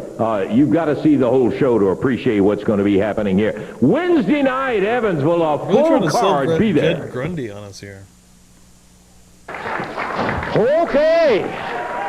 We've got Big William the Freezer Thompson in the ring right now, and normally he pretty well towers over whoever he's battling in there, but not today, Not David. this time. Here it comes, led by Dutch Mantell, the Master of Pain. The Master of Pain, who steps up onto the ring apron right now. Coming fresh off Master of Pain is out of his last address, the Atlanta Federal Penitentiary, 325 pounds. William Thompson, from a federal penitentiary, out of Arkansas. I'm digging the vibe. Nobody invited you out here, Dutch. Look, I'm going to say one thing right now. I got respect for everybody, but Jeff Jarrett, I don't have no respect for nobody. So I'm going to tell you what I'm going to do. You know, when you got a pest, you got a cockroach running around that's irritating you. You know, you can kill it yourself, or you can get somebody else to do it.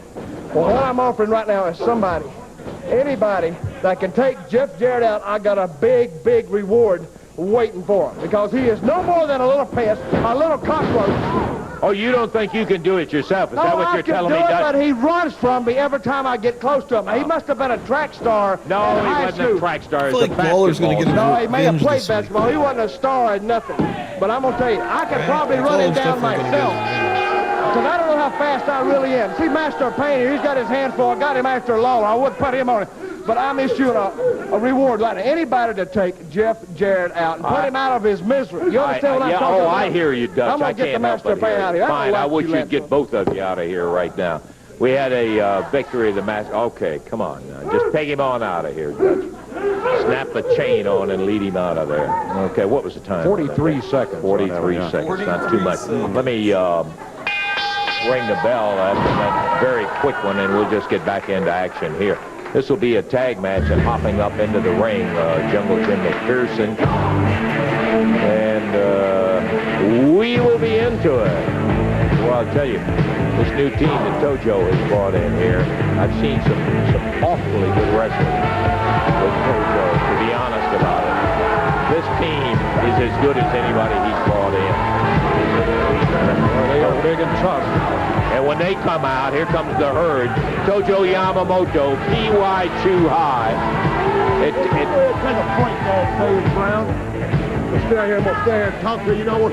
Everybody know, you know, the Imperial Dynasty now. That's exactly what it is. Oh, is that what it is? Imperial Dynasty. Yeah, that's PY Too High. I want to admire you for one thing, because you've got enough guts. The last couple of weeks here, you've been showing about this Tracy Smothers. Was that great that we put him? You know, we actually went for the hurt on him real bad, but guess what happened? We wound up killing him. You know what? The boy's dead. You know that? Yeah, you read that in the bank. All of his friends showed up. There was a good funeral and everything. There was 3 people. Let it die. Didn't have enough pallbearers carrying the grave. Well, I'll tell you, you guys got the I'll tell you one last one I want to say right now. This is the Imperial Dynasty, man. Let me tell you, ever since they've been here, you haven't seen a team yet that has beat these guys. There's not a team in this territory right now that can beat them. No matter what, how you want to match them up. You can put anybody together, match them up in any type of dressing room back there. There's not a team that they can form or in here right now that can beat these Japanese teams. I'm telling you, there. Bill, if you'd have been listening, you'd have heard us say earlier. You call me Phil, I'm no longer Phil. You call me Mr. Chuhai. Okay, Mr. Chuhai. Thank you. We made the comment they're as good as any team Tojo's had in, but it takes 4 of you out here to get them out. I'm going to think Tojo's like Tojo's advisor. I'm like a guru to What are you doing here? I'm talking to you. That's what I'm doing. Yeah, obviously. Yes. Now what else? Jungle Jim McPherson in there against Masamune. Backs him over into the ropes, and look out, Yamamoto is down there with that kendo stick. Big He shot. wanted to take his head off right then, last month. Shogun Masamune misses, and here comes Jungle Jim, flying press. But Shinji is over there, Samurai Shinji. Yeah, I'll bet you will. That's just exactly what I was talking about. Chris Frazier wrapped the arm up and gets nailed in the eye for his effort. One of the most spinning in the world. You know, I taught that to him. Oh, did you? I taught that little move to him. Well, you know what? Bill Hickerson goes to Japan, and T.Y. Chuhai comes back as an expert. Well, I guess. I guess. I'm a little bit expert in everything. Yeah, I know If you want to know something, you just ask me. I'll bet you there's nothing that you can ask me that I can't answer right now. I don't even have to ask you. I'll hear it. I'll hear it from you without even having to ask you anything about it. Chris Frazier with Samurai Shinji in there makes the tag on Shogun. And no mercy, crucify, no mercy, Frazier really being belted around by Masamune. He didn't know what to grab, you know what I mean? It's the one, I bet he's got internal injury. That'd make you really happy. If the referee hadn't said they would stop the match right now. But you know, there's one thing about it. I'm not going to stop it. I wouldn't even ask to stop it because I want the guys to get in there and I want them to hurt. I want to make every wrestler around here to be fear of these guys. And that's exactly what they are. He caught him with a spinning back kick, whipped him in, nailed a knee in the midsection. Now Shinji takes over. Big clothesline. That's right there in the ring right now. See, he's a little goofy every now and then, you know. He's sort of hard to handle. Boy, you get all excited about him beating up on some kid just starting. There's a guy like Phil Hickerson do after he stops wrestling from 70 to the only thing you like better basically is if you were up there kicking on the kid. I'd probably beat every one of them up there. The referee too. Samurai Shinji in there with Chris Frazier, and he just nailed him with a side kick, man. Pounded him. I'll tell you the reason why Frazier can't say nothing right now. He would love to say I quit, but his lips are swollen so tight because of all his kicks and everything. See, he can't talk. His Adam's apple is probably down all about midway of his stomach right now. You know what I mean? He just got another shot from Masamune that time.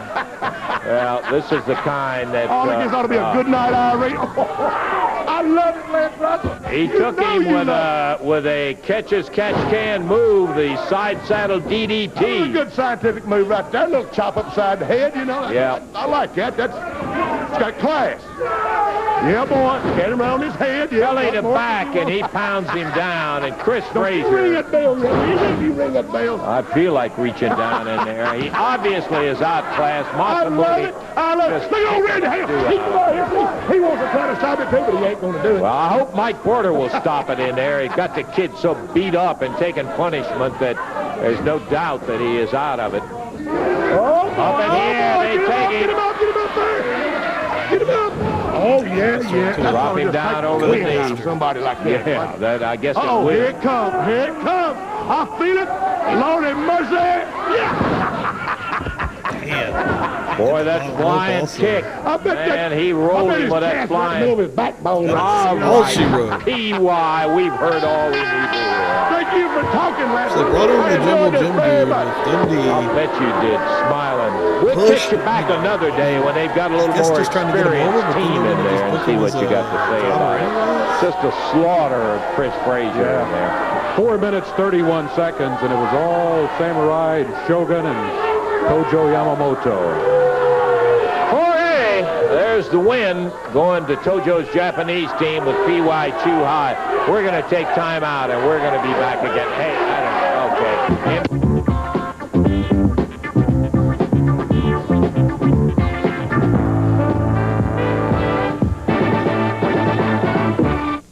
Okay. Okay, 60 quick seconds of your time, my friend. I first want to tell you that on Thursday, March the 16th, a couple of weeks up the road there at Montgomery, Indiana, Championship Wrestling is coming in. Opportunity for you to see all the stars in person right there in Montgomery, Thursday, March the 16th. Now, here's the entire card for that sensational night of action. Wednesday night in the Evansville Coliseum, Brian Lee opens against Mr. Big. Frankie the Thumper Lancaster going against Kat Garrett. P.Y. Chu Hai facing the Dreamweaver. Should be interesting. Master of Pain will be going against Jungle Jim McPherson. Then it's going to be the Southern Tag titles with Jed Grundy and Scott Steiner against Robert Fuller and Jimmy Golden. Titles against Sylvia going to work for Grundy. And then it'll be a first blood match. Rick Morton, Bill Superstar Dundee. First one that gets busted open loses it, and boy, more than just the blood, too. CWA title match, Dutch Mantell and Jeff Jarrett, who will be ready for it Wednesday. Right now, Alan Yates, he'll be involved in the next single match. I don't know that I envy him at all, because Jeff, pretty likable son of a gun. Boy, Jarrett, look at that J on the back of his jacket there. What is that? Top of it blooming into a butterfly. Jump a plane, get on out of here. The boss man got some business. Hey, take a break. Take a break. Get on out of here. The old boss man got some business to take care of. Single match 110, Alan Yates on the left of the screen, Jeff Jarrett on the other side of it, and a very pushy Boss Winters is out here. Let me get to some serious business here, Lancer. I just talked to Dutch Mantell back in the dressing room, and he's very upset. And he's serious about this. And let me tell you, if the old boss man can come through and do this thing for the Dutchman, the boss is going to jump up and take a piece of that pie out of the sky, baby. I'm going to hitch my wagon to a rising star. If I can break Jarrett's legs, if I can just break one of them little geeky legs, hey, I could be Dutch Mantell's manager. Boy, you do have marvelous goals in life, boss. That's all I can take. If I could just put one of them legs, he's a geek. Everybody knows it. Look at him. I've been out here week after week after week trying to make some money, getting robbed by people like Calhoun with these fast counts on my boys, rough and ready. I've had a hard time of it. But finally, if I get to do this for Dutch Mantell, a champion and a gentleman in every sense of the word, Dutch Mantell. By the way, you just stick right in there with him, boss. You know what they say, you hang out with dogs, you're going to get fleas, so you just keep hanging out with Mantell. Well, calm down there, Russell. Don't have a Cadillac arrest on me here, okay? If I can do this for the Dutchman, who's always been a hero of mine, let me throw that in there, he's always been a hero of mine. If I can break your legs, Jarrett, I'll manage Dutch Mantell. I'll be a star, baby. I'll have Dutch Mantell. You just take care of the match there. I'm going to break your legs for Dutch Mantell and collect that bounty. That's what I'm going to do. He's pretty well taking care of the match, and I can't see you doing much about his leg in there, boss. Got to tell it like I see it. Hey, I'll take his leg. I'll take his head. You never know. You never know when the old boss man's going to strike. You just never know. Leapfrog, Jarrett, flying press. Hey, come on, guys. Get him, break his neck. The Blue Knight. That's it, baby, break it. And ready. Bring his brains out. Jumping out on the neck. Jarrett. The neck. After Jarrett just won the match. He got him in a double screw down. Jarrett put up both down. Big drop kick. Boss Winters not being able to do what he started. Just the old boss. Put him right down on the deck. Big drop kick in Boss's head. I've seen Jarrett do a drop kick like that before. In there as Jeff drop kicked him off. Uh-oh, here comes Dutch Mantell. Jerry, shit. Just got a piece of wood.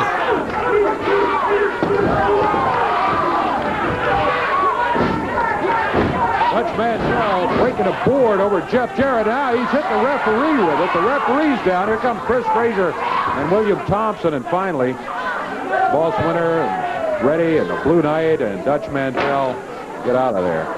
Frazier kicking the board out. Busted Jeff's head open with that board in it. Man, I'm telling you what, Mantell, I don't know what has happened to you, but I got to say one thing. You just keep stepping one bit lower. Finally, when the guys that were going to try to do it in there, one of the Rough and Ready team and the Blue Knight and the Boss Man in there couldn't do it. You come, sending the Master of Pain in there after him. Master of Pain goes after Frazier and Thompson. And now goes over and picks up Jeff. Throws him out of the ring where Dutch Mantell is waiting. Like that, will you get out of here? You didn't do anything. You sat there and do it. Look at him, look at him. Here comes the Dreamweaver, Alan Reynolds, Jungle Jim. The Dreamweaver has arrived. Mantell swinging away. Oh, the shit. Master of Pain Taker and Patriot. As they're trying to get him away. Scott Steiner picks up a board. He's got one. Team. Jed Grundy also over there. Here comes Eddie Marlin out. Get Scott these Steiner's guys like, out of there and you'll solve the problem. WCW can't come fast Mantell pulling off all that stupid stuff. Jeff Jarrett down on the floor, and I mean busted open. Mantell not only nailed him in the ring, but he ended up nailing him after he was thrown out of the ring when the Master of Pain came back in. They didn't get it the first time. They tried it the second time. And he ends up breaking a board over his head again, and there is Jeff Jarrett being helped out of there. Boy, he is in tough shape. I got to tell you, we're going to take time out while they take care of Jeff in there and get him back. And I want to check and see how he's doing. February 18th. Pretty trippy. And he's like a master of the sleeper hold. He puts on a horrible we got our sleeper first hold. time in quite some time that we've had a CWA tag title match, Dave. Going to have it right here, though. Got the champions coming in against some challengers who should make a very interesting tag team. Here they come with the championship belts under their arms right now from the Stud Stable, the Tennessee Stud, Robert Fuller and Jimmy Golden out of Montgomery, Alabama. Greatest, what do you say, greatest tag team of all time? Don't forget to say that, please, Dave, on the introduction. I thought that's what Fuller said, yeah. And Sylvia, of course, in the corner with a kendo stick in her hand. The challenger is now in the area.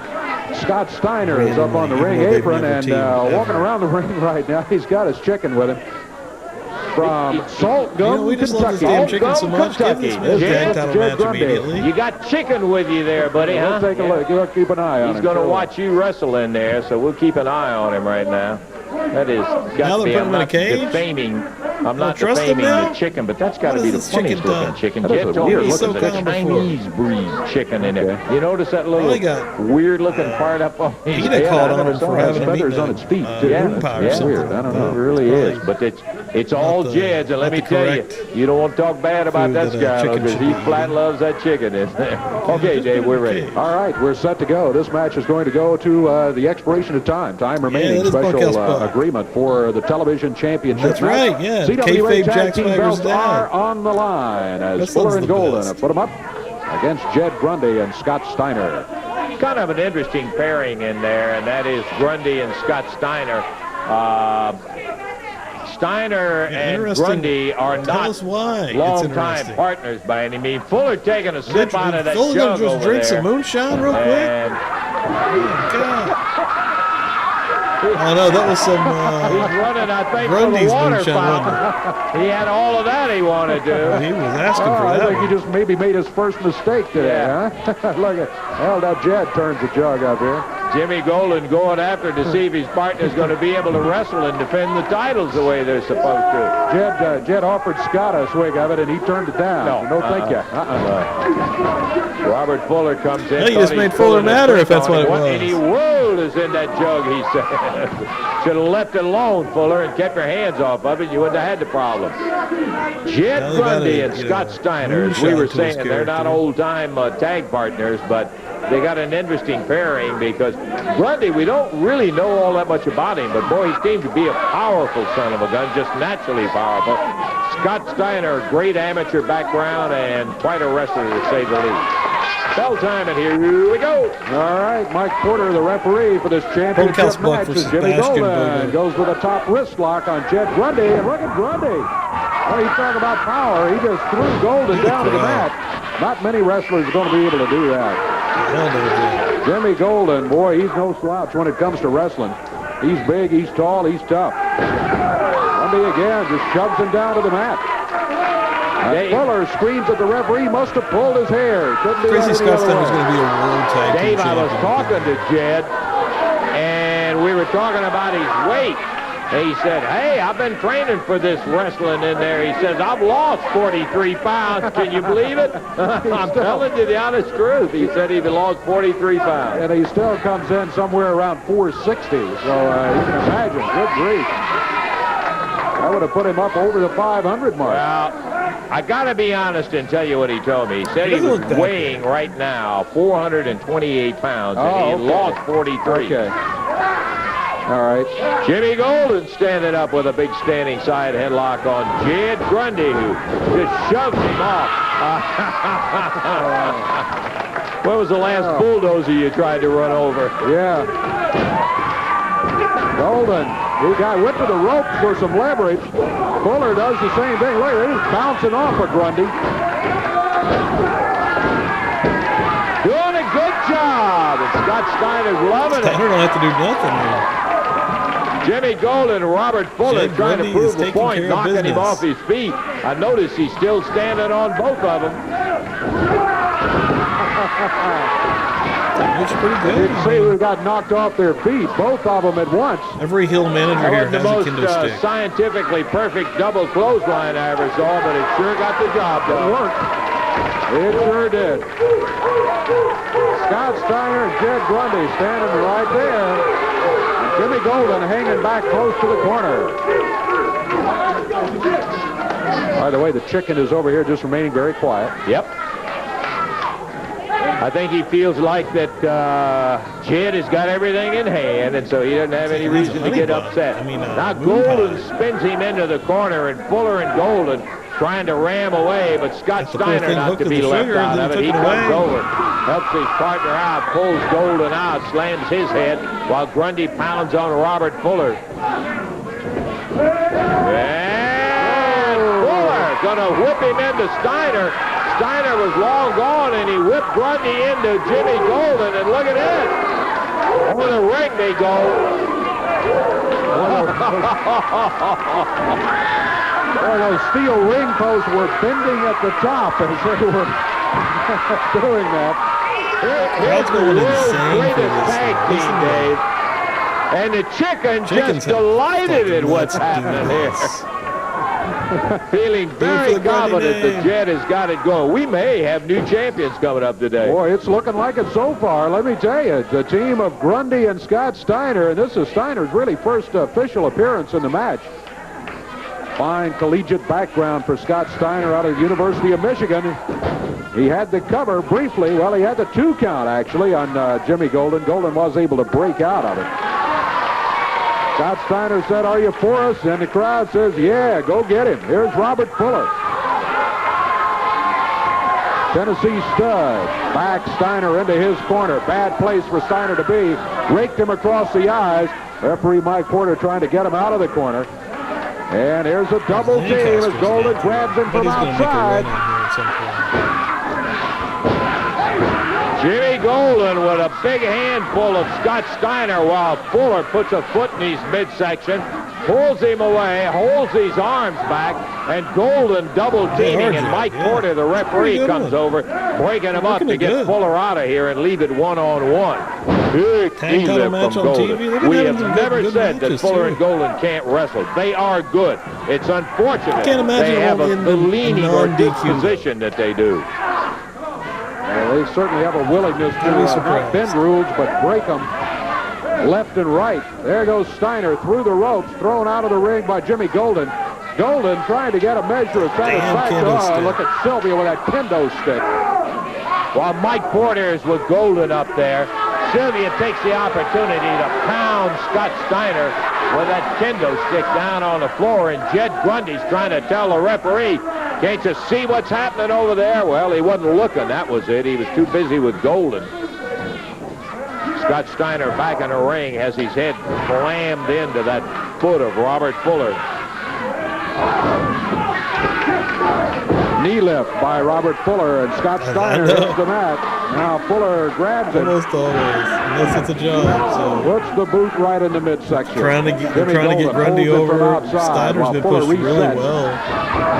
When Steiner does lose, he doesn't get the pin. So. Come on, Mike. Good night. They're still double teaming him.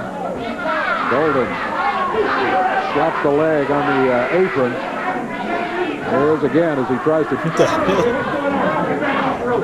Now the referee comes over and calls him on double teaming. Tell him to let Steiner get back into the ring. Well, now both of them just step in the ring. Golden stays as Fuller finally steps outside. 6 minutes gone in this fall. Now good Steiner, beautiful. Takes him over and down, but Fuller comes in and breaks it up. Thought he might have had him, but Robert Fuller got there to break it up. Now they double team again. And Scott Steiner goes down to the mat. Grundy coming in. He's been watching this and had to be feeling a bit upset. He nailed Golden, rolls him out of the ring. Look at Steiner, round behind Robert Fuller, rolls it down. The referee doesn't see it, but he's got Fuller's shoulders down. Sylvia with powder in the eyes of Scott Steiner. The referee hasn't seen any of it. It looks like a thunderstorm cloud there, and Steiner's counted out. Yeah, you ended up using the powder in there, and don't let anybody say you did. Hey, we're not stupid. We could see it.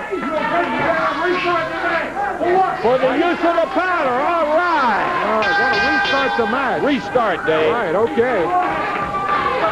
Oh, they're restarting the match. Oh, shit. Referee, he didn't need to do the powder. That ain't good. What kind of referee you got in there to start the match? He's the one that's in charge. That's who's the referee. He's counting you out. He's to 7.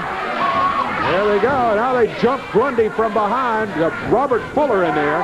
The match is still going. The referee saw the powder flying all around. Look at it. It's all over the ring. Yeah, all over the ring. He pointed it out to it. He restarted this title match. Grundy kicked out of the ring by Golden. Steiner thrown into the rope. He's trying to get Fuller off his feet. Grundy comes in with that moonshine jug or whatever it is. Count is 1, 2, 3. New tag champs! New tag champs! New CWA tag champs!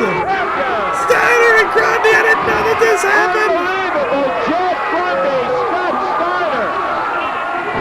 Screw the Steiner brothers! Where's the Steiner-Grundy run? Everybody gone home wild! My God! Grundy and Steiner. Grundy picks up Randy Hales and Steiner. We've got new champions. This decision, it's very clear. Oh, Robert. Wait a minute now. Hey. This match ain't over with. That goofball referee, you saw him hit him with that jump. Come on, Jimmy, now don't get into that. The referee restarted the match after the powder was in there. We've got new CWA. Come on, Jimmy. Now get your hands off of me. We deserve more respect than that. We got more seniority than that. We've been champions longer than anybody. Oh, Eddie Marlin. Eddie Marlin. I want to talk to Eddie Marlin. Come here, Eddie Marlin. Well, get you crying out right now because you don't have the titles anymore. You saw it as plain as I did, Eddie. Listen, you saw that man hit him with that jug. Eddie Marlin Listen, we deserve seniority around here and some respect. Now, we've had them belts longer than anybody else in this area. Listen to him before you start talking. The match is not over. I seen the referee counted 1, 2, 3, and it said there was a champion. Wait a minute. You better have your glass. Wait a minute. Let me tell you something. Now listen very carefully. That we got seniority where those belts are concerned, and you got to realize that. One thing you got to do is you got to give us a title match, and you got to give it to us now because we deserve it, baby. We'll put up anything. We'll put up anything. You tell them name it. I don't care what it is. Will you let the man Just wait just a minute. I think you deserve a title match. Thank you. But you know the rules.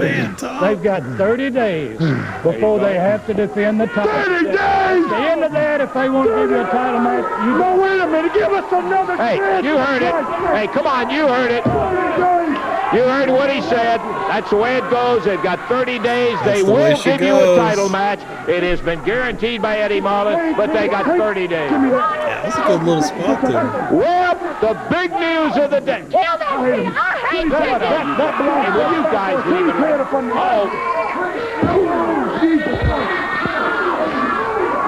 They're getting out here ready to go after the chicken. Robert Fuller and Jimmy Golden take off. Sylvia trying to get away as she heads for the door. Hey, Jet. Sylvia running out. Whoa, okay, didn't expect that. Taking her top off there. Calm down, Jed Grundy. Well. Jeez. Jed, I know she was just trying to get away. Canceled, son. What even just happened? Mr. Russell, Let the chicken decide. have you ever seen anything as beautiful as that? Well, yeah. Okay. I tell you what. If it's all right with Mr. Steiner, them boys wanted to put whatever up. We'll give them a title match if they give me Sylvia. They put Sylvia up. Oh, now, wait a minute, Jed. You're not talking about stepping right back and put those... Yeah, let's just put Sylvia on the line for a title match. With Mr. Steiner, I tell you what, Mr. Moore. Lance is all right with me if Joe's the kind of girl he wants to take home. To the farm, my mama would love her to wash the clothes. You're wrong about that, Jed. Now, I hate to tell you, I know Sylvia better than you do. Sylvia doesn't get a say in this? Here's Mr. Eddie now. Eddie.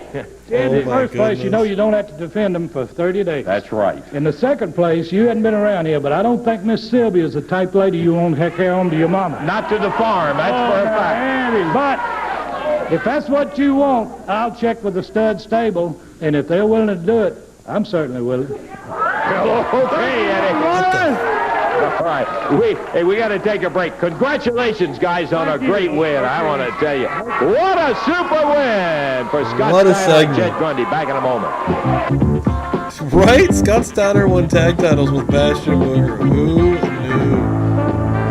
I for sure didn't. I for one did not, rather. Wow. We just saw an action in there with Robert Fuller, Jimmy here. Gould, and the give former holders of the Sylvia? CWA title. Robert, bad news, I guess you think. You would expect that by the time that we've been here and the job that we've been able to do since we've been here, that there'd have been no problem with seeing that fat goof knocked me down with that jug he had in the corner. You wouldn't change it. Marlon wouldn't change it. But I'm going to guarantee you one thing, Evansville, that somebody can change it. And the man that can change it is a Tennessee Stud. And right here, the man you're looking at, the Southern gentleman. And I'm going to promise you something, gentlemen and ladies out there, that just as sure as you bask in this, you better reflect on one other attitude, and that's that fat boy and Steiner are about to enter the hospital. And I'm going to leave it right there. As far as Miss Sylvia is concerned, she never spent one day on the farm. How do you feel about farms, honey? I don't like farms, and I'm not going to no farm. You're darn right you're not going to no farm. What we're going to do is see she don't go to a farm, and we get our beloved Bell smacked. Yep, we'll be looking at it Wednesday night, Evansville in the Coliseum. Well, right now, maybe not. I don't know. Maybe they'll get the belts back. A word from Dutch Mantell and Ricky Morton. You know, Bill Dundee, I'm getting tired of whooping up on you. Every time I step in the ring with you, Bill Dundee, I disfigure your face. You know, it comes dribbling down the face, and now you will have a match. First blood. I know you've always been jealous of me, Bill Dundee, because I was the better looking of the two. But you know, I'm going to disfigure your face. Will you be just a little bit more uglier, Bill Dundee? Yeah, Dundee, you are an ugly person, but I'm going to tell you who's going to be just a little more uglier is Jeff Jarrett. I said I had trouble running him down, but so I finally got him cornered, and I let him hold one. I let him hold a 2x4 upside his head to knock a little sense in him, and years from now, probably he's going to call me on the phone. He'd say, Dutch Mantell, you made a believer out of me, and going to make a believer out of you one more time for the title. Sure got that right. You believe all of that one night, Wednesday, Evansville Ricky Coliseum. don't come to the TV studio, though, does he? Hey, I think we're going to have some serious talk with Jed Grundy. For some reason or another, I just don't see Miss Sylvia down on his farm there with his mama. Jed doesn't understand that. I believe he got smitten there when that little accidental move. Oh, well. I think you're right. We got more action, our standby match day. Got an expiration of time match right here, and it's going to be Keith Eric and P.Y. Chuhai on one side of the ring. Keith Eric's pretty good. I do like Jungle Keith Jim Eric. McPherson is going to be teamed up with the Dream Weaver. This match to the expiration of time. Jerry Calhoun's the referee. This one will probably run to the end of time. Will there be a finish on this one? Okay, we're about set and ready to go at it right now. Bell time, and Jungle Jim with a cartwheel, and he is set to go. Was it Jack? I didn't know that. Check on Jeff Jarrett, and I'll be back in just a second. Jungle Jim McPherson, he's out of the concrete jungle, Salem, New Jersey. Dream Weaver, I don't know where he's from, but boy, he's looked good in the times that we have seen him in the ring. Keith Eric out of Memphis, Tennessee. P.Y. Chuhai out of, well, not the heart of Japan. He's out of Jackson, Tennessee, also known as Phil Hickerson. In there now. Jungle Jim McPherson winding up P.Y. Chuhai's left arm. Hickerson by far the biggest of the group, weighing in at about 290. Not far behind, though, this man right here. He doesn't look as hefty as Hickerson is, but he is tall and muscular. The Dreamweaver in at about 280 pounds. He now has P.Y. Chuhai's arm hammered up behind his back. Hickerson trying to get at him with a chop, but just can't get that arm back far enough.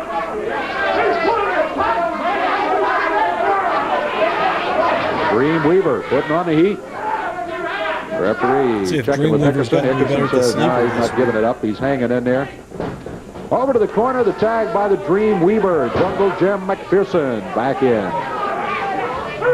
McPherson been around here for several weeks. He's got some good moves he can put on you.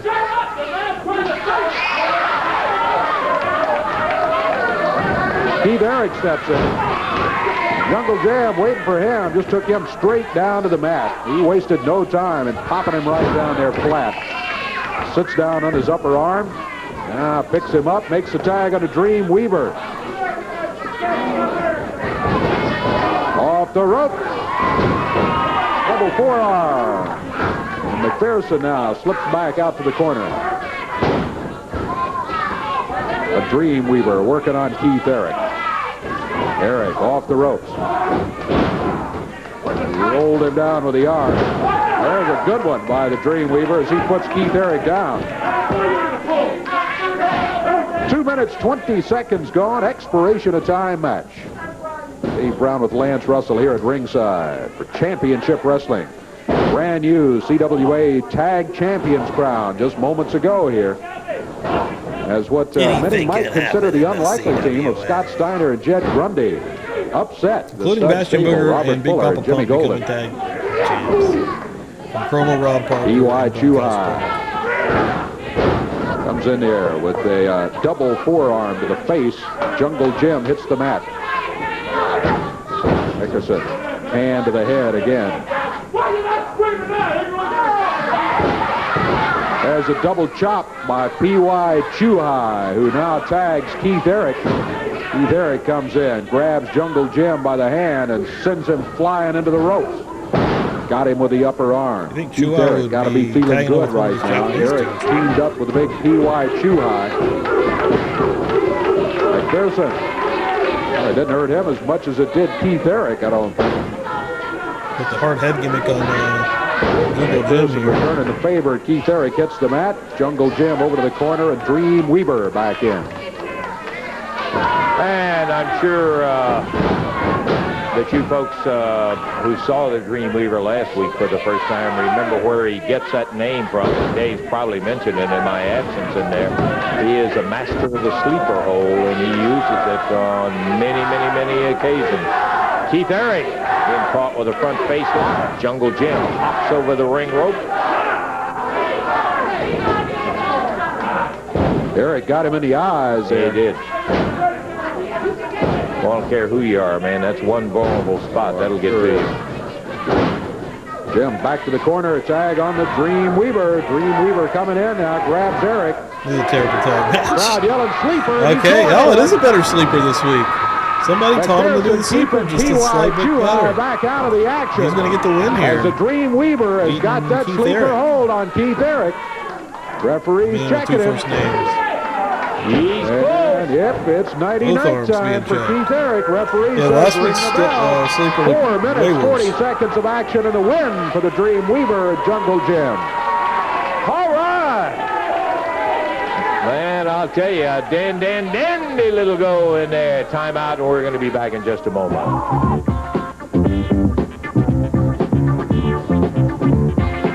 What an odd match altogether. I think so. Boy, lots of action and brand new CWA Tag Champions. Yes, sir. Jed Grundy, Scott Steiner, the new CWA Tag Champ. We got to get out of here. It was a fun episode, though. This was good, man. My favorite thing was that Lawler Taker segment from last week, though. The announcers on this program are selected and paid by parties other than this station. Yes, that was something. That tag Championship match was Wrestling. hot fire shit. All right, but yeah, the next episode actually looks like it's going into like an event maybe, because it's like I have to see what's going on there. There's 2 on there. I'll just have to see, but we're going into March either way. No matter how you look at it. But yeah, thanks everyone for coming through. Again, follow me on X. I'm trying to get that thing more active. Follow Wrestle Punch on Facebook also. Make sure if you are rolling through here after the fact and you make it this deep into the live, sub up. Make sure the bell's clicked so you know when videos drop. I do videos, docu-style stories, and then, doing lives every Sunday night here going through Memphis 89. So thanks everyone. Have a great holiday weekend, and I will see you next week. Let's do it.